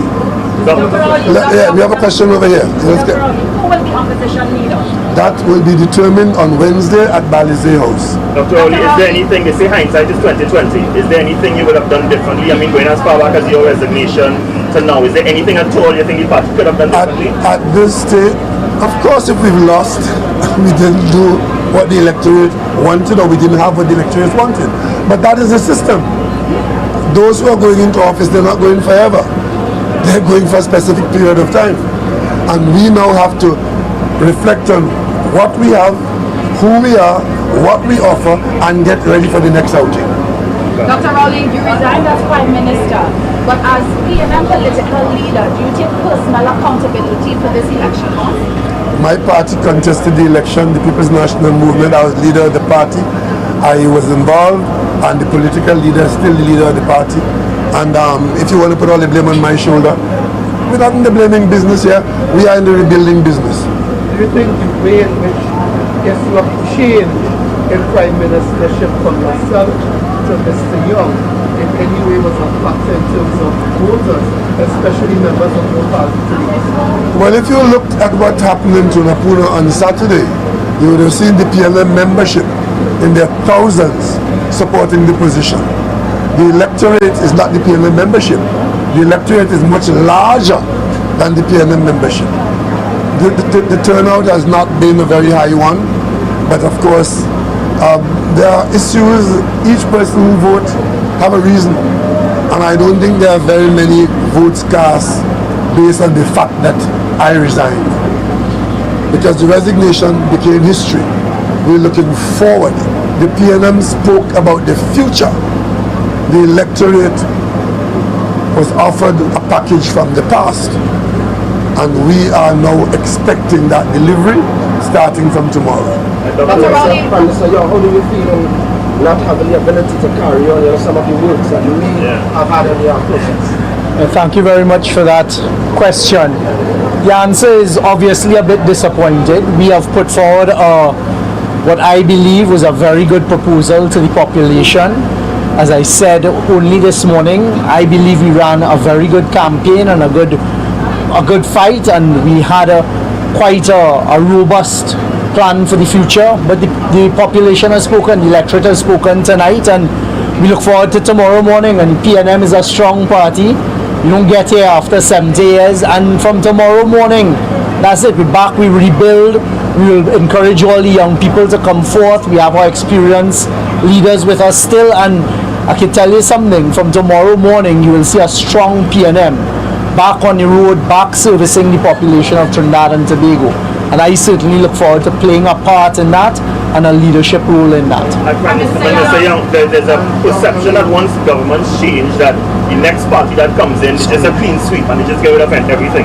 Of the things that you would have accomplished during your time in Parliament, what do you think is the one thing that the UNC, if you had to tell them, well, don't touch that, what is the one thing you would tell them not to touch? The population will judge UNC. I don't think a lot of what we achieved, especially in the energy sector, and the population and those who've elected them today would see in the next few months, next couple of years, whether they are able to deliver it. But only time will tell. Mr. Young, what do you have to say to your supporters here tonight who are leaving very disappointed? Disappointment is part of life. Don't be despondent. You still have a young person, not only young in name, and a person who continues to be more than willing, ready and able to continue fighting for Trinidad and Tobago. I have won my seat, so I will still be there in Parliament, and believe you me, Trinidad and Tobago, despite tonight, I will fight for Trinidad and Tobago, and this party will fight for Trinidad and Tobago. And we will hold the UNC and that coalition of self-interest to the coals, and that is the new job. And you can rest assured, with every living breath in my body, I will carry out that fight for Trinidad and Tobago and the party. Those results are still coming in, but as the political leader says, we expect about between 10 and 13 seats at this time. What major seats you lost? What's that, sorry? What major seats you lost? What I don't think there's any such thing as a major seat. I don't think we've lost any any PNM stronghold seat, but let's wait for the results to come in. As we all know, there are about 7 marginals here, and you have the 2 Tobago seats. So let's wait for the final results. The point is, once again, the PNM on principle has come forward. We are not dragging the country along, and we have come and we've declared a loss, and we're prepared. From tomorrow morning, we rebuild the party. All young people, you all still come on board, come and join us, and we carry on the fight for Trinidad and Tobago, albeit in a different position. Mr. Young, we understand, well, the initial reports are that the PNM has lost Tobago. Your thoughts on, because they said it's in the promises and that kind of stuff that they would have made. What are your thoughts on losing Tobago? That I hope for Tobago's sake, what they have elected tonight manages to deliver whatever has been promised to them. But as I say, the PNM will continue. We have 2 great young leaders in Tobago who led the charge. They were parliamentarians for the last 2 terms. And we will rebuild. As the political leader said before, this is not the first time the PNM has to rebuild. And one thing you see for sure, every time we rebuild, we come back stronger and with a lot more. We have declared it. Minister Young, do you think that you bit off more than you could chew by accepting the task that former Prime Minister Dr. Keith Rowley would have given to you? Absolutely not. I am not the type. I was not forced into anything. I put myself forward. I offered myself for leadership amongst my parliamentary caucus. I was given that responsibility. And anytime I'm given responsibility, whatever it is, I will always give my all and give my best. So no, not at all. Dr. Rowley, do you think you chose the wrong person to succeed you? I didn't choose Mr. Young. The circumstances did. In my view, I only have 1 vote. And I had the experience of office, and I guided my party to a position, and he had the majority support in that position. He came to the electorate chose somebody else as Prime Minister. Leader of the PNM is now a different story. And even though tonight is not the result we were looking for, I see very many good possibilities in what we have done. So I have no regrets in supporting him as he offered himself as the best prepared person for the post of Prime Minister. But at the end of the day, the decision lies with the national population. Mr. Young, yes? Allegations of inducement being offered by the UNC to buy voters. What are your thoughts on that? I think they're more than allegations, but again, the PNM's way is not to delve into throwing accusations and allegations. I can tell you on my phone all day, it was very, very busy. We had legal teams in each constituency. I was following it very closely, and it was very disappointing, some of the behavior that can be attributed to other parties, and I'll just leave it at that. And one thing I'll ask Trinidad and Tobago, learn the lessons that need to be learned, because very often when people lead you down that garden path, it is very, very difficult to come back from that. And if that behavior that was described to me today, if only half of it is true, then I'm worried that must never take root in Trinidad and Tobago. But we are not the sour grapes type. Thank you. Would recalls be considered in any seat? Is any kind of... We don't. What we're doing here, we are conceding defeat globally. We do not have final figures for any constituency. We have some preliminary numbers that indicate that we've lost seats. We have seen trends that indicate that we are not likely to win those seats. We have some figures with some outstanding polling divisions to come in. We are sufficiently knowledgeable about those polling divisions historically to know that we will not be able to overcome the challenges ahead of us in the particular constituencies. So what we are doing here, we know that we have lost the election. But to tell you which seat and by what margin and which number, we can't do that now. In a matter of some hours, when the numbers come in from the EBC, those answers will come. Dr. Rowley, there's a perception that you went out on top when you resigned as Prime Minister. But now, the political party that you lead, they've lost this election. How do you think this loss will impact your time? I have no time. My time has ended. The only thing I'm doing now is getting ready to hand over the political leadership. But your time as political leader, how do you think this loss impacts it or affects it? Well, when you contest, whether it is cricket, football, election, being second is a possibility. Somebody else could always win. That's why they call it a contest. Dr. Rowley, do you wish that you had been a little bit more involved in terms of, going on the political platform more often with your successor? No. I think I supported my colleagues. I didn't want to be overly involved because you yourself would have been saying that I am in fact, how are you going to put it? You were going to say that I am young as Rowley. Yeah, you were going to be saying that young had the crown, but I had the throne. That wasn't what I wanted. As a member of the party and as political leader, I came out in a measured way to provide support to the team, and I have no regrets about that, and I think I did as much as I could have done. And I didn't want to do anymore because, frankly, I took myself out of the arena by resigning as Prime Minister and by indicating that I'm leaving as political leader. After 40 odd years, that was my decision, and I hope that you will accept it for what it is. Thank you all very much, and we enjoy the rest of the results, and we look forward to the new dawn tomorrow. Thank you. Thank you.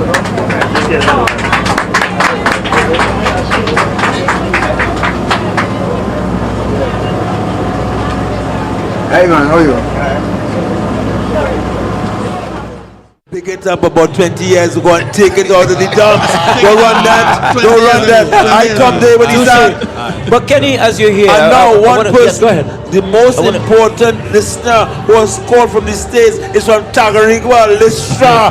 Don't give, look at you from Tagarigua, Listra. Kenny, we were talking earlier on about this, and you being this producer, about the music and all these Trinidad artists who came on the platform just on the spot, being able to you all, I'm Dr. Rowley and the PNM predicting they won between 10 to 13 seats. We'll sort that out a bit later, but there will be 3 parties in the parliament.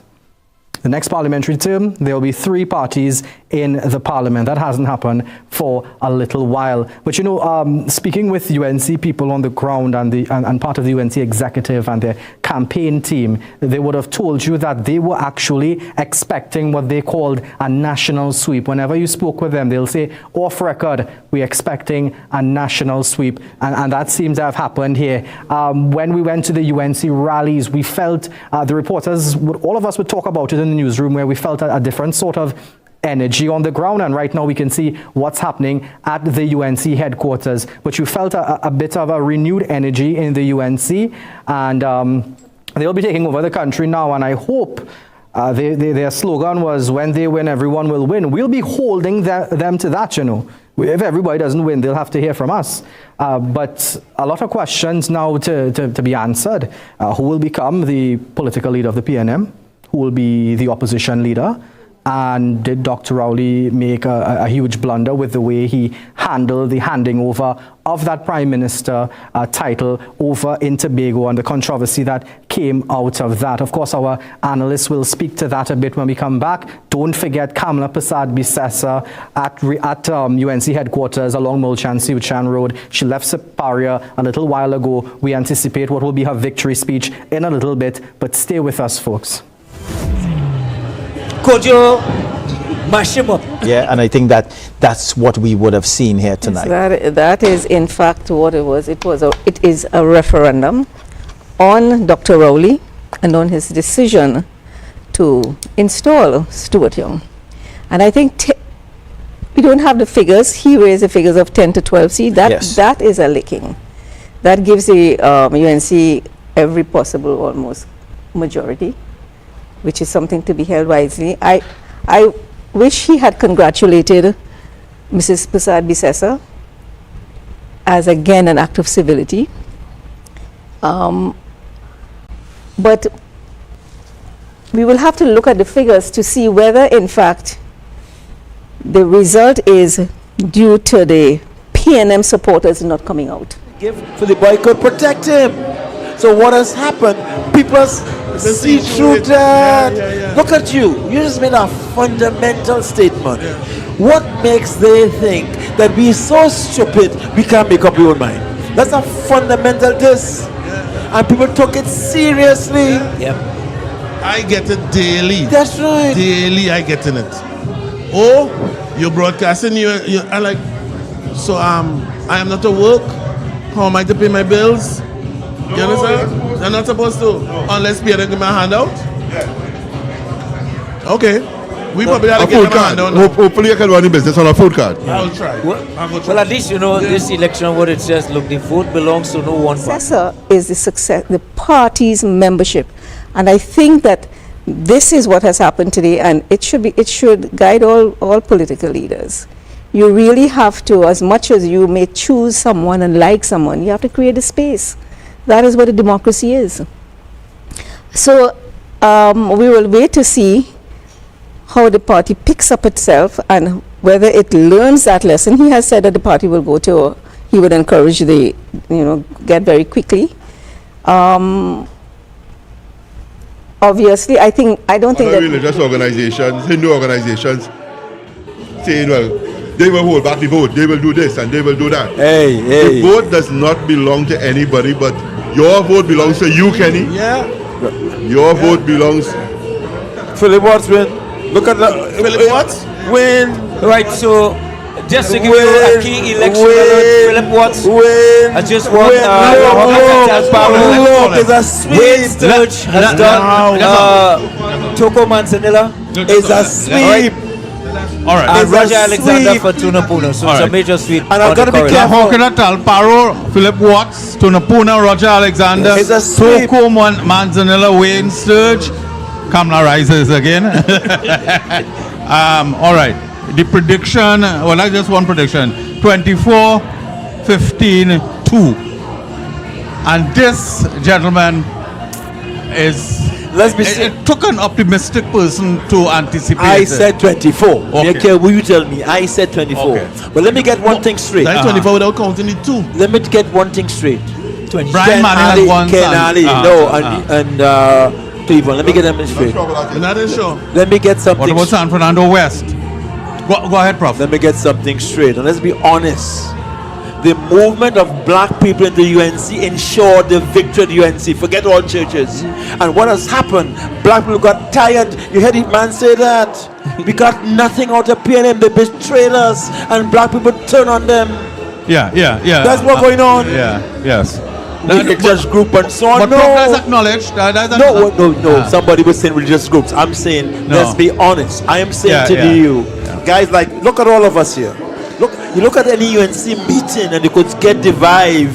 You go down there. Listen, Professor, in the last election, 2020, it was 40-60 Afro to Indo. Right now it's 50-50, if not 60-40. And I've been in all the meetings. Yes. I have missed one meeting. But Kenny, the kind of people you've seen there were fundamental people. Yes. You're paying all the workers, the CPM workers, are always seen in the crowd, CPM workers. But PNM, the black, we said, and that's why I say it's very narrow to reduce. The map still has spots to fill. Yes, to lose. But I think they took us for granted. A guy like the finance minister raised the gasoline once, I said twice, They're riot. You took us for granted. Never do that. It was an obscenity. Yes. It was an obscenity. Yeah, I think they went too and far. you saying That's to me that I must accept that? No, I ain't accepting that. But Professor and colleagues, it was a kind of arrogance, a haughtiness, and the tone was set by Dr. Rowley 10 years ago. And every time when he got criticism from the media and from the opposition and from civic society and so on, he was bullying the society to the point where a lot of people, the academics, stopped talking, many trade unionists. So a lot of people stopped talking and criticizing for fear. And a lot of, Ken, just to add to that, a lot of people saw all that happening. A lot of people saw all that stuff going on, and they just went along. But Yeah. they didn't Nobody go questioned along. anything. They did not go No, along. but they they took did, quiet they note did, of it. They did go They along. didn't go along. They waited. They got an opportunity But yes, to throw him out. because you know, what I mean, it's only 5 years after the end of the thing. You could they at the did end of not 5 years. go they along. went along. I want to make this point too. I grew up in the era of Dr. Williams, who said, when I talk, not a damn dog bark. Who said, who don't like it could get the hell out of here. Yeah. That era has changed. The society, and Mrs. Prasad says 5 years made the society more empathetic, more sympathetic, more conscious of each other. The world has changed, Yes. and Dr. Rowley never adapted to that world. And He brought down the PNM. And this election shows you one thing, they're going to wait for you. They're going to wait for you for that 5 years. When that 5 years up, and that's it. And that's what we kind of see tonight with the huge numbers. But and I that's what think, we are seeing along but the I the think, and corners. that's what one thing we have to abuse ourselves of, is that people are thinking beings. Nobody are just objects in the historical. We are subjects, and we make decisions in light of what's going on. You started much earlier, 2017. Others came along, but gradually we begin to understand that is not acceptable. Yes. Because they get away in 2020. They get away. We didn't make the same mistake this time. This is in terms of imagery, organization, discipline. Yes. Come on. Yes. And we also had we have good candidates. Some of those candidates were very strong. Look at the crowd there. What's the future for Stuart Young? Is this the end of his political career? Where's that? The PNM will well throw him in the dustbin the way they did in 2010 No, of Patrick Manning. He's not going to win. He's not going to win any leadership position. No, absolutely. They will absolutely. throw him out. Penny Beckles may be the person. Not Penny. Who? It might be very well Cummins. Okay. But not Penny. We But will what I'm find- saying, No, but listen. Cummings has lost La Hoqueta. I'm talking about in the parliament now, the opposition leader. it might be so. But Yeah. what I'm They saying, may need a fresh start. You never know. Yeah. what I'm They may need a saying fresh is start. that Dr. Rowley destroyed the them. only thing I want to say, Mr. Young is not going to be the leader or necessarily be the leader. Yes. All of the guys who signed that letter lost their seat. stupid people. All the guys who signed. All the guys who As we signed. can, but in the meantime, Professor Hamid Ghani, well, too close to call, certainly. Because even La Hoqueta Talparo. Now, I only have one concern about Roger Alexander going to the parliament. What's that? And this is a concern. When he comes to be knocking the desk, he will break down the desk. No, we are very, very, very happy that he has been elected and Congratulations several others. Yeah. to all the candidates. If you're joining us, this is the UNC Code Yellow broadcast in front the headquarters. Inside of the head. Oh, outside. Outside the headquarters, it's a big fed. Yeah. Yellow flags. And we are waiting the arrival of the political leader, who I'm sure when she comes, we're going to have a little chat with her. Devesh outside. Maharaj has won Arangua St. Joseph, which means he also obliterated Gary see- Griffith. Yes. Oh, she's here. Who's here? Okay, so we're reporting that Mrs. Prasad Visesa has arrived. Yeah. come inside or At outside? party headquarters. It is a giant crowd here. History is in the making. Mrs. Prasad Visesa has been re-elected the Prime Minister of the Republic of Trinidad and Tobago in a significant victory. She has swept several marginal seats on the east-west corridor. You want to repeat that? Yeah. What the seats are? Including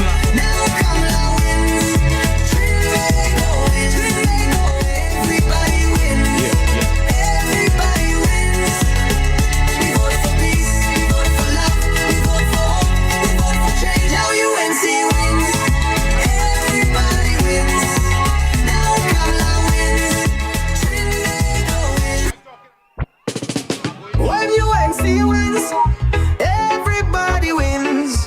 When UNC wins, Trinidad wins. Everybody wins. Everybody wins. Tell your neighbor, tell your friend, now is the time to rise and shine. Tell your mother, tell your father, now is the time to decide. If you want leaders who can build, place your ex by the rising sun. If you want leaders who can lead properly, place your ex by the rising sun. On election day, vote UNC.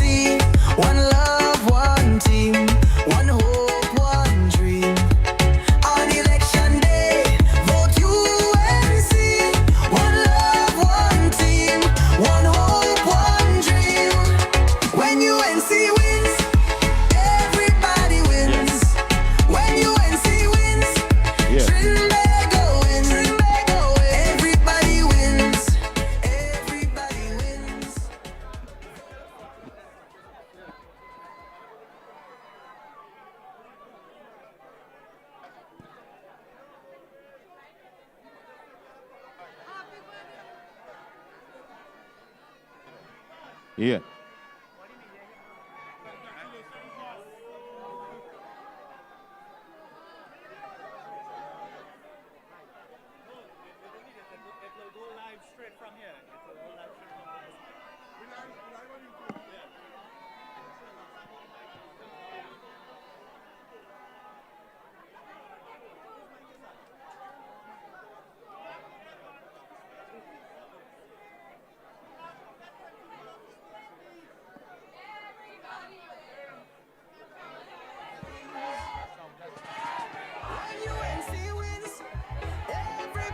Everybody wins when UNC wins. Everybody, when UNC wins, everybody wins. When UNC wins, Trinidad wins. Trinidad wins. Everybody. Good evening. Good night.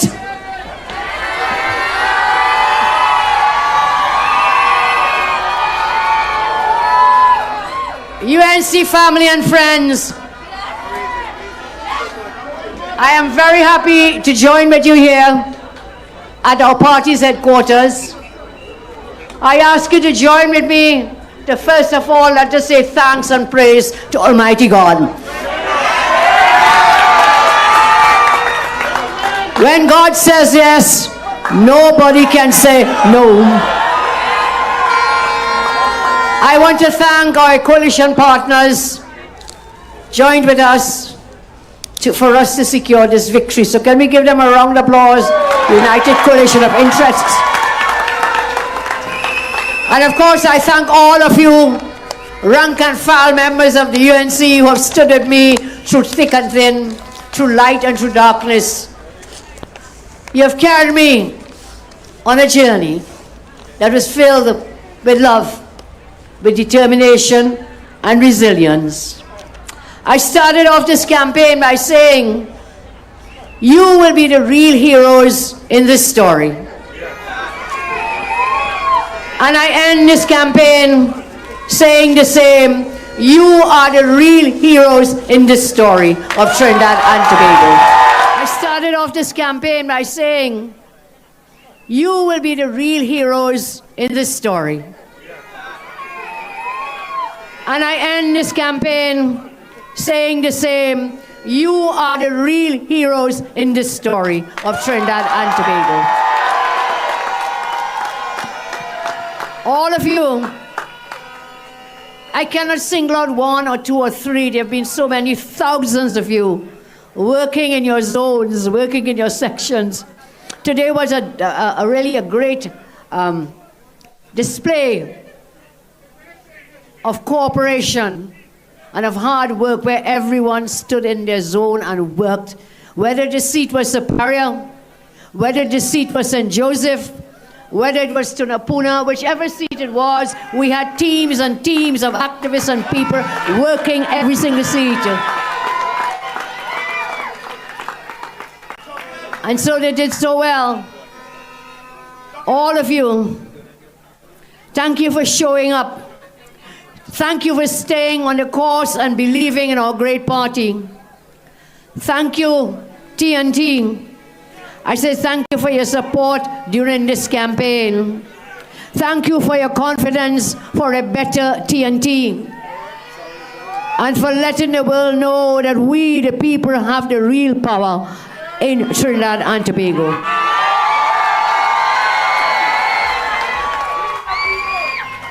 We the people, you are the people, you are the government.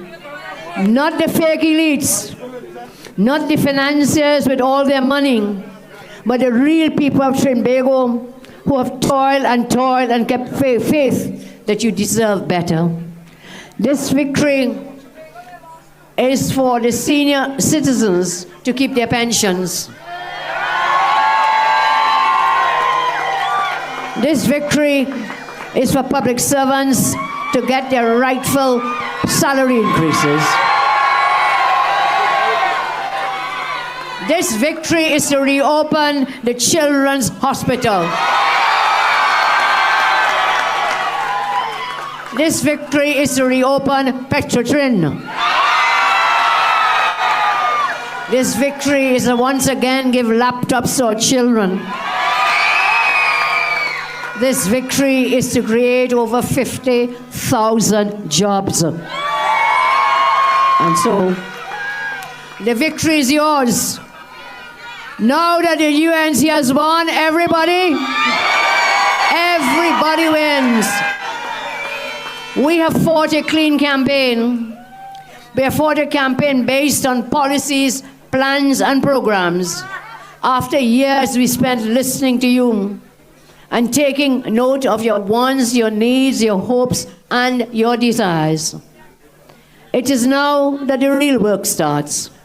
From day one, we'll be focused on delivering on our promises, working to make every citizen's life better, brighter, more prosperous. I give you the assurance tonight that no one will be left behind.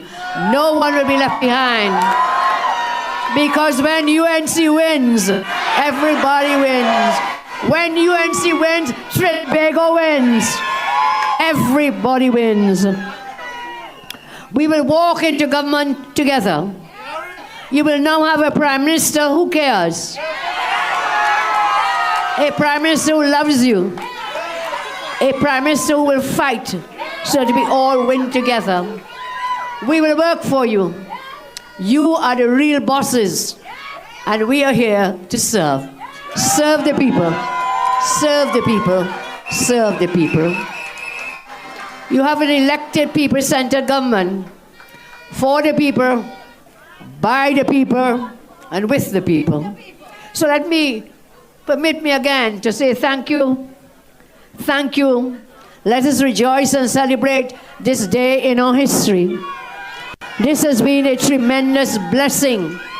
Once again, I thank you, Trinidad and Tobago.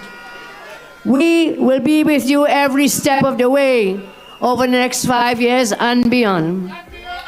And I want to say tonight, I want to say tonight to all our candidates who gave everything that they did, every muscle, every sinew they strained and worked so hard. Give it up for all our candidates of the UNC. Give it up for the candidates of the coalition of interests. And I say, get ready to win. It is time to win, because now that the UNC did win, everybody wins. I have told you before, I have always told you, you have had leaders before me. You will have leaders after me. But I know you will never, ever have a leader who loves you as much as I do. May the good Lord continue to bless and keep each and every one of you. I thank you. Thank you. God bless. Well, we just heard from Prime Minister-elect Kamla Persad-Bissessar. The party made a lot of promises on the campaign trail. She reminded us of those promises again on the podium there, and we're here to let the UNC know that if they don't keep every one of those promises, we'll have to do what we have to do here in the media.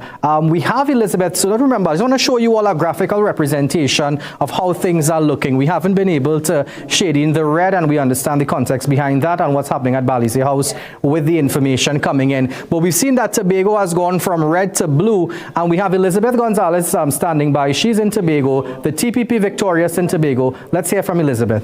I know PNM can't come wrong. You win them now. Whoa, you win them now. You win them now. Auntie Kamla win them now. Well, we don't know, still young them is liar. I'm calling him bird, raise the gas higher. Upon the PNM, we gonna dash a fire. Cause no policy can't come wrong. When UNC wins, everybody wins.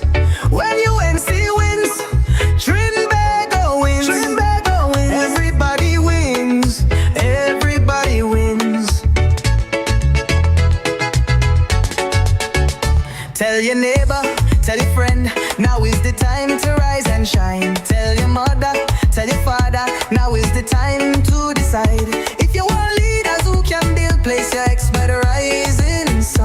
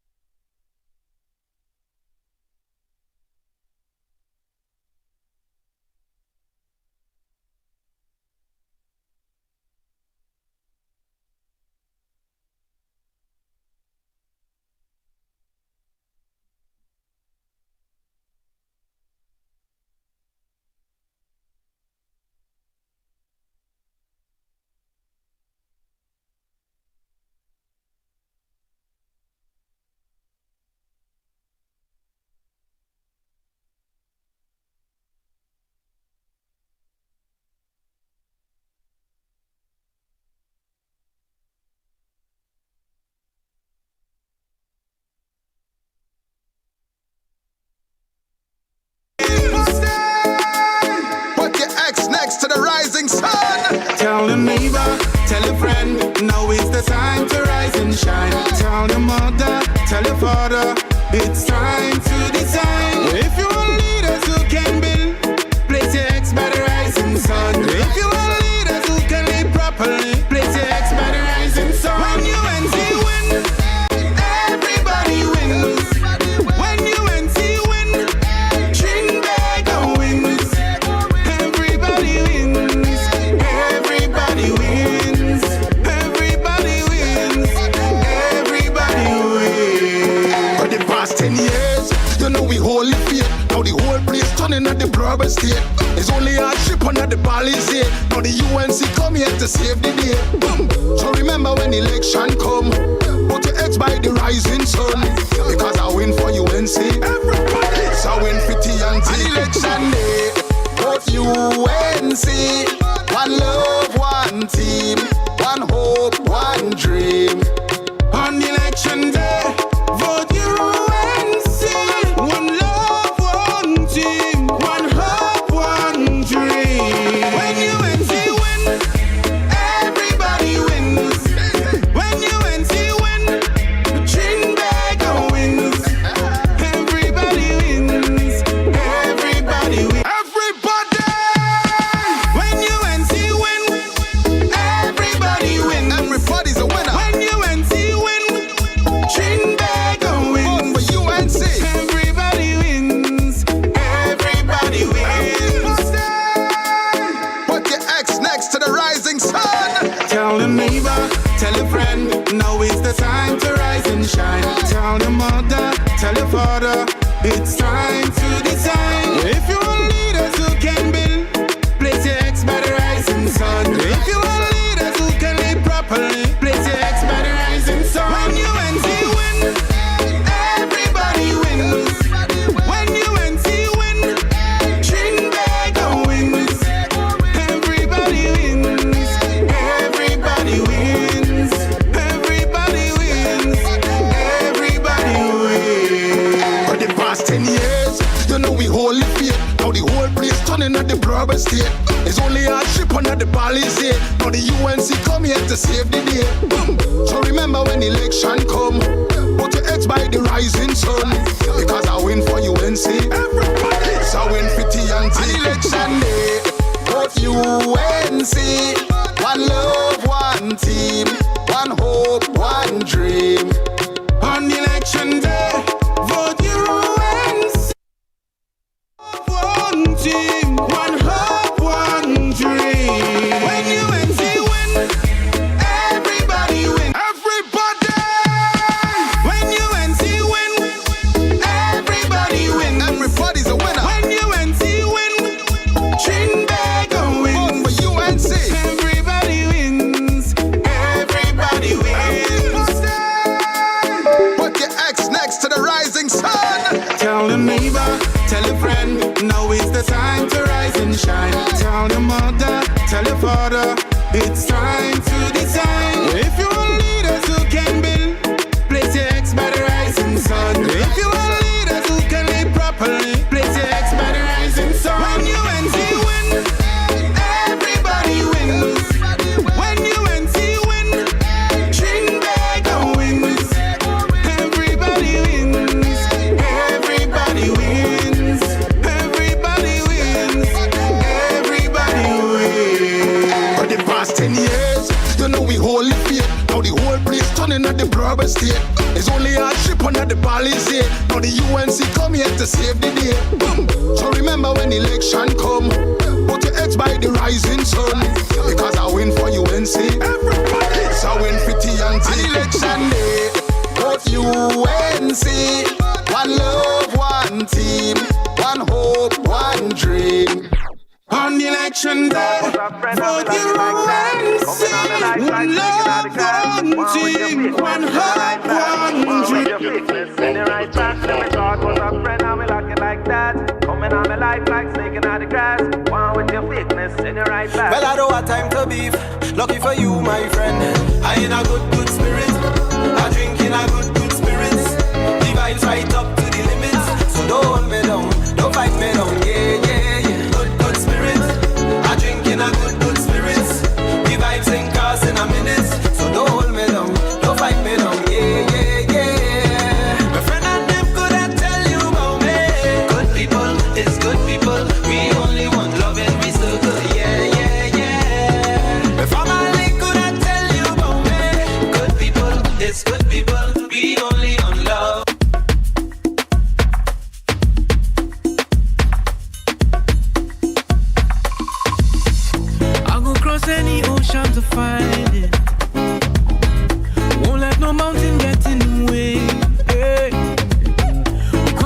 what I've been through this fire. Know that my heart will show many ways. Everywhere you turn, you see people smiling. We don't see no greed and race. Don't want nobody tell we about leaving. We fight for we thing and this is we place. Take the oath.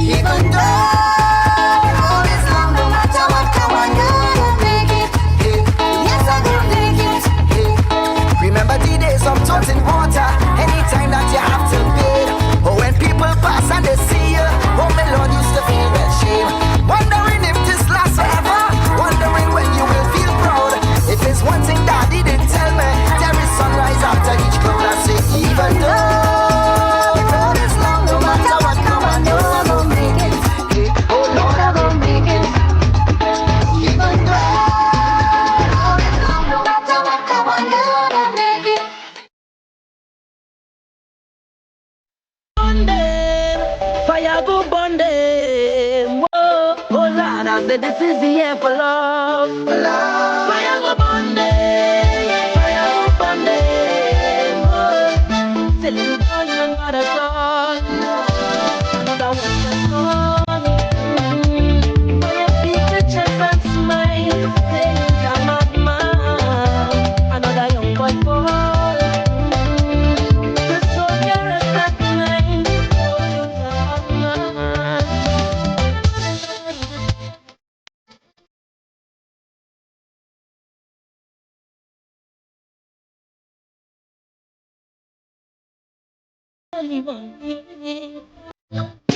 When UNC wins, everybody wins. When UNC wins, Trinidad wins. Everybody wins. Everybody wins. Tell your neighbor, tell your friend, now is the time to rise and shine. Tell your mother, tell your father, now is the time to decide. If you want leaders who can build, place your ex by the rising sun. If you want leaders who can lead properly, place your ex by the rising sun. On election day, vote UNC. One love, one team, one hope, one dream. On election day, vote UNC. One love, one team, one hope, one dream. When UNC wins, everybody wins. When UNC wins, Trinidad wins. Everybody wins. Everybody wins. Vote for peace. Vote for love. Vote for hope. Vote for change. When UNC wins, everybody wins. When UNC wins, Trinidad wins. Everybody wins. Everybody wins.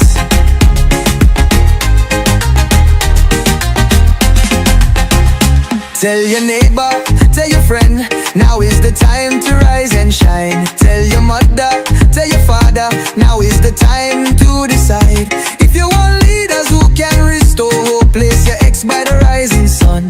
If you want leaders who lead with love, place your ex by the rising sun. On election day, vote UNC. One love, one team, one hope, one dream. On election day, vote UNC. One love, one team, one hope, one dream. When UNC wins, everybody wins. When UNC wins, Trinidad wins. Everybody wins. Everybody wins. Vote for peace. Vote for love. Vote for hope. Vote for change. When UNC wins, everybody wins. When UNC wins, Trinidad wins. Everybody wins. Everybody wins.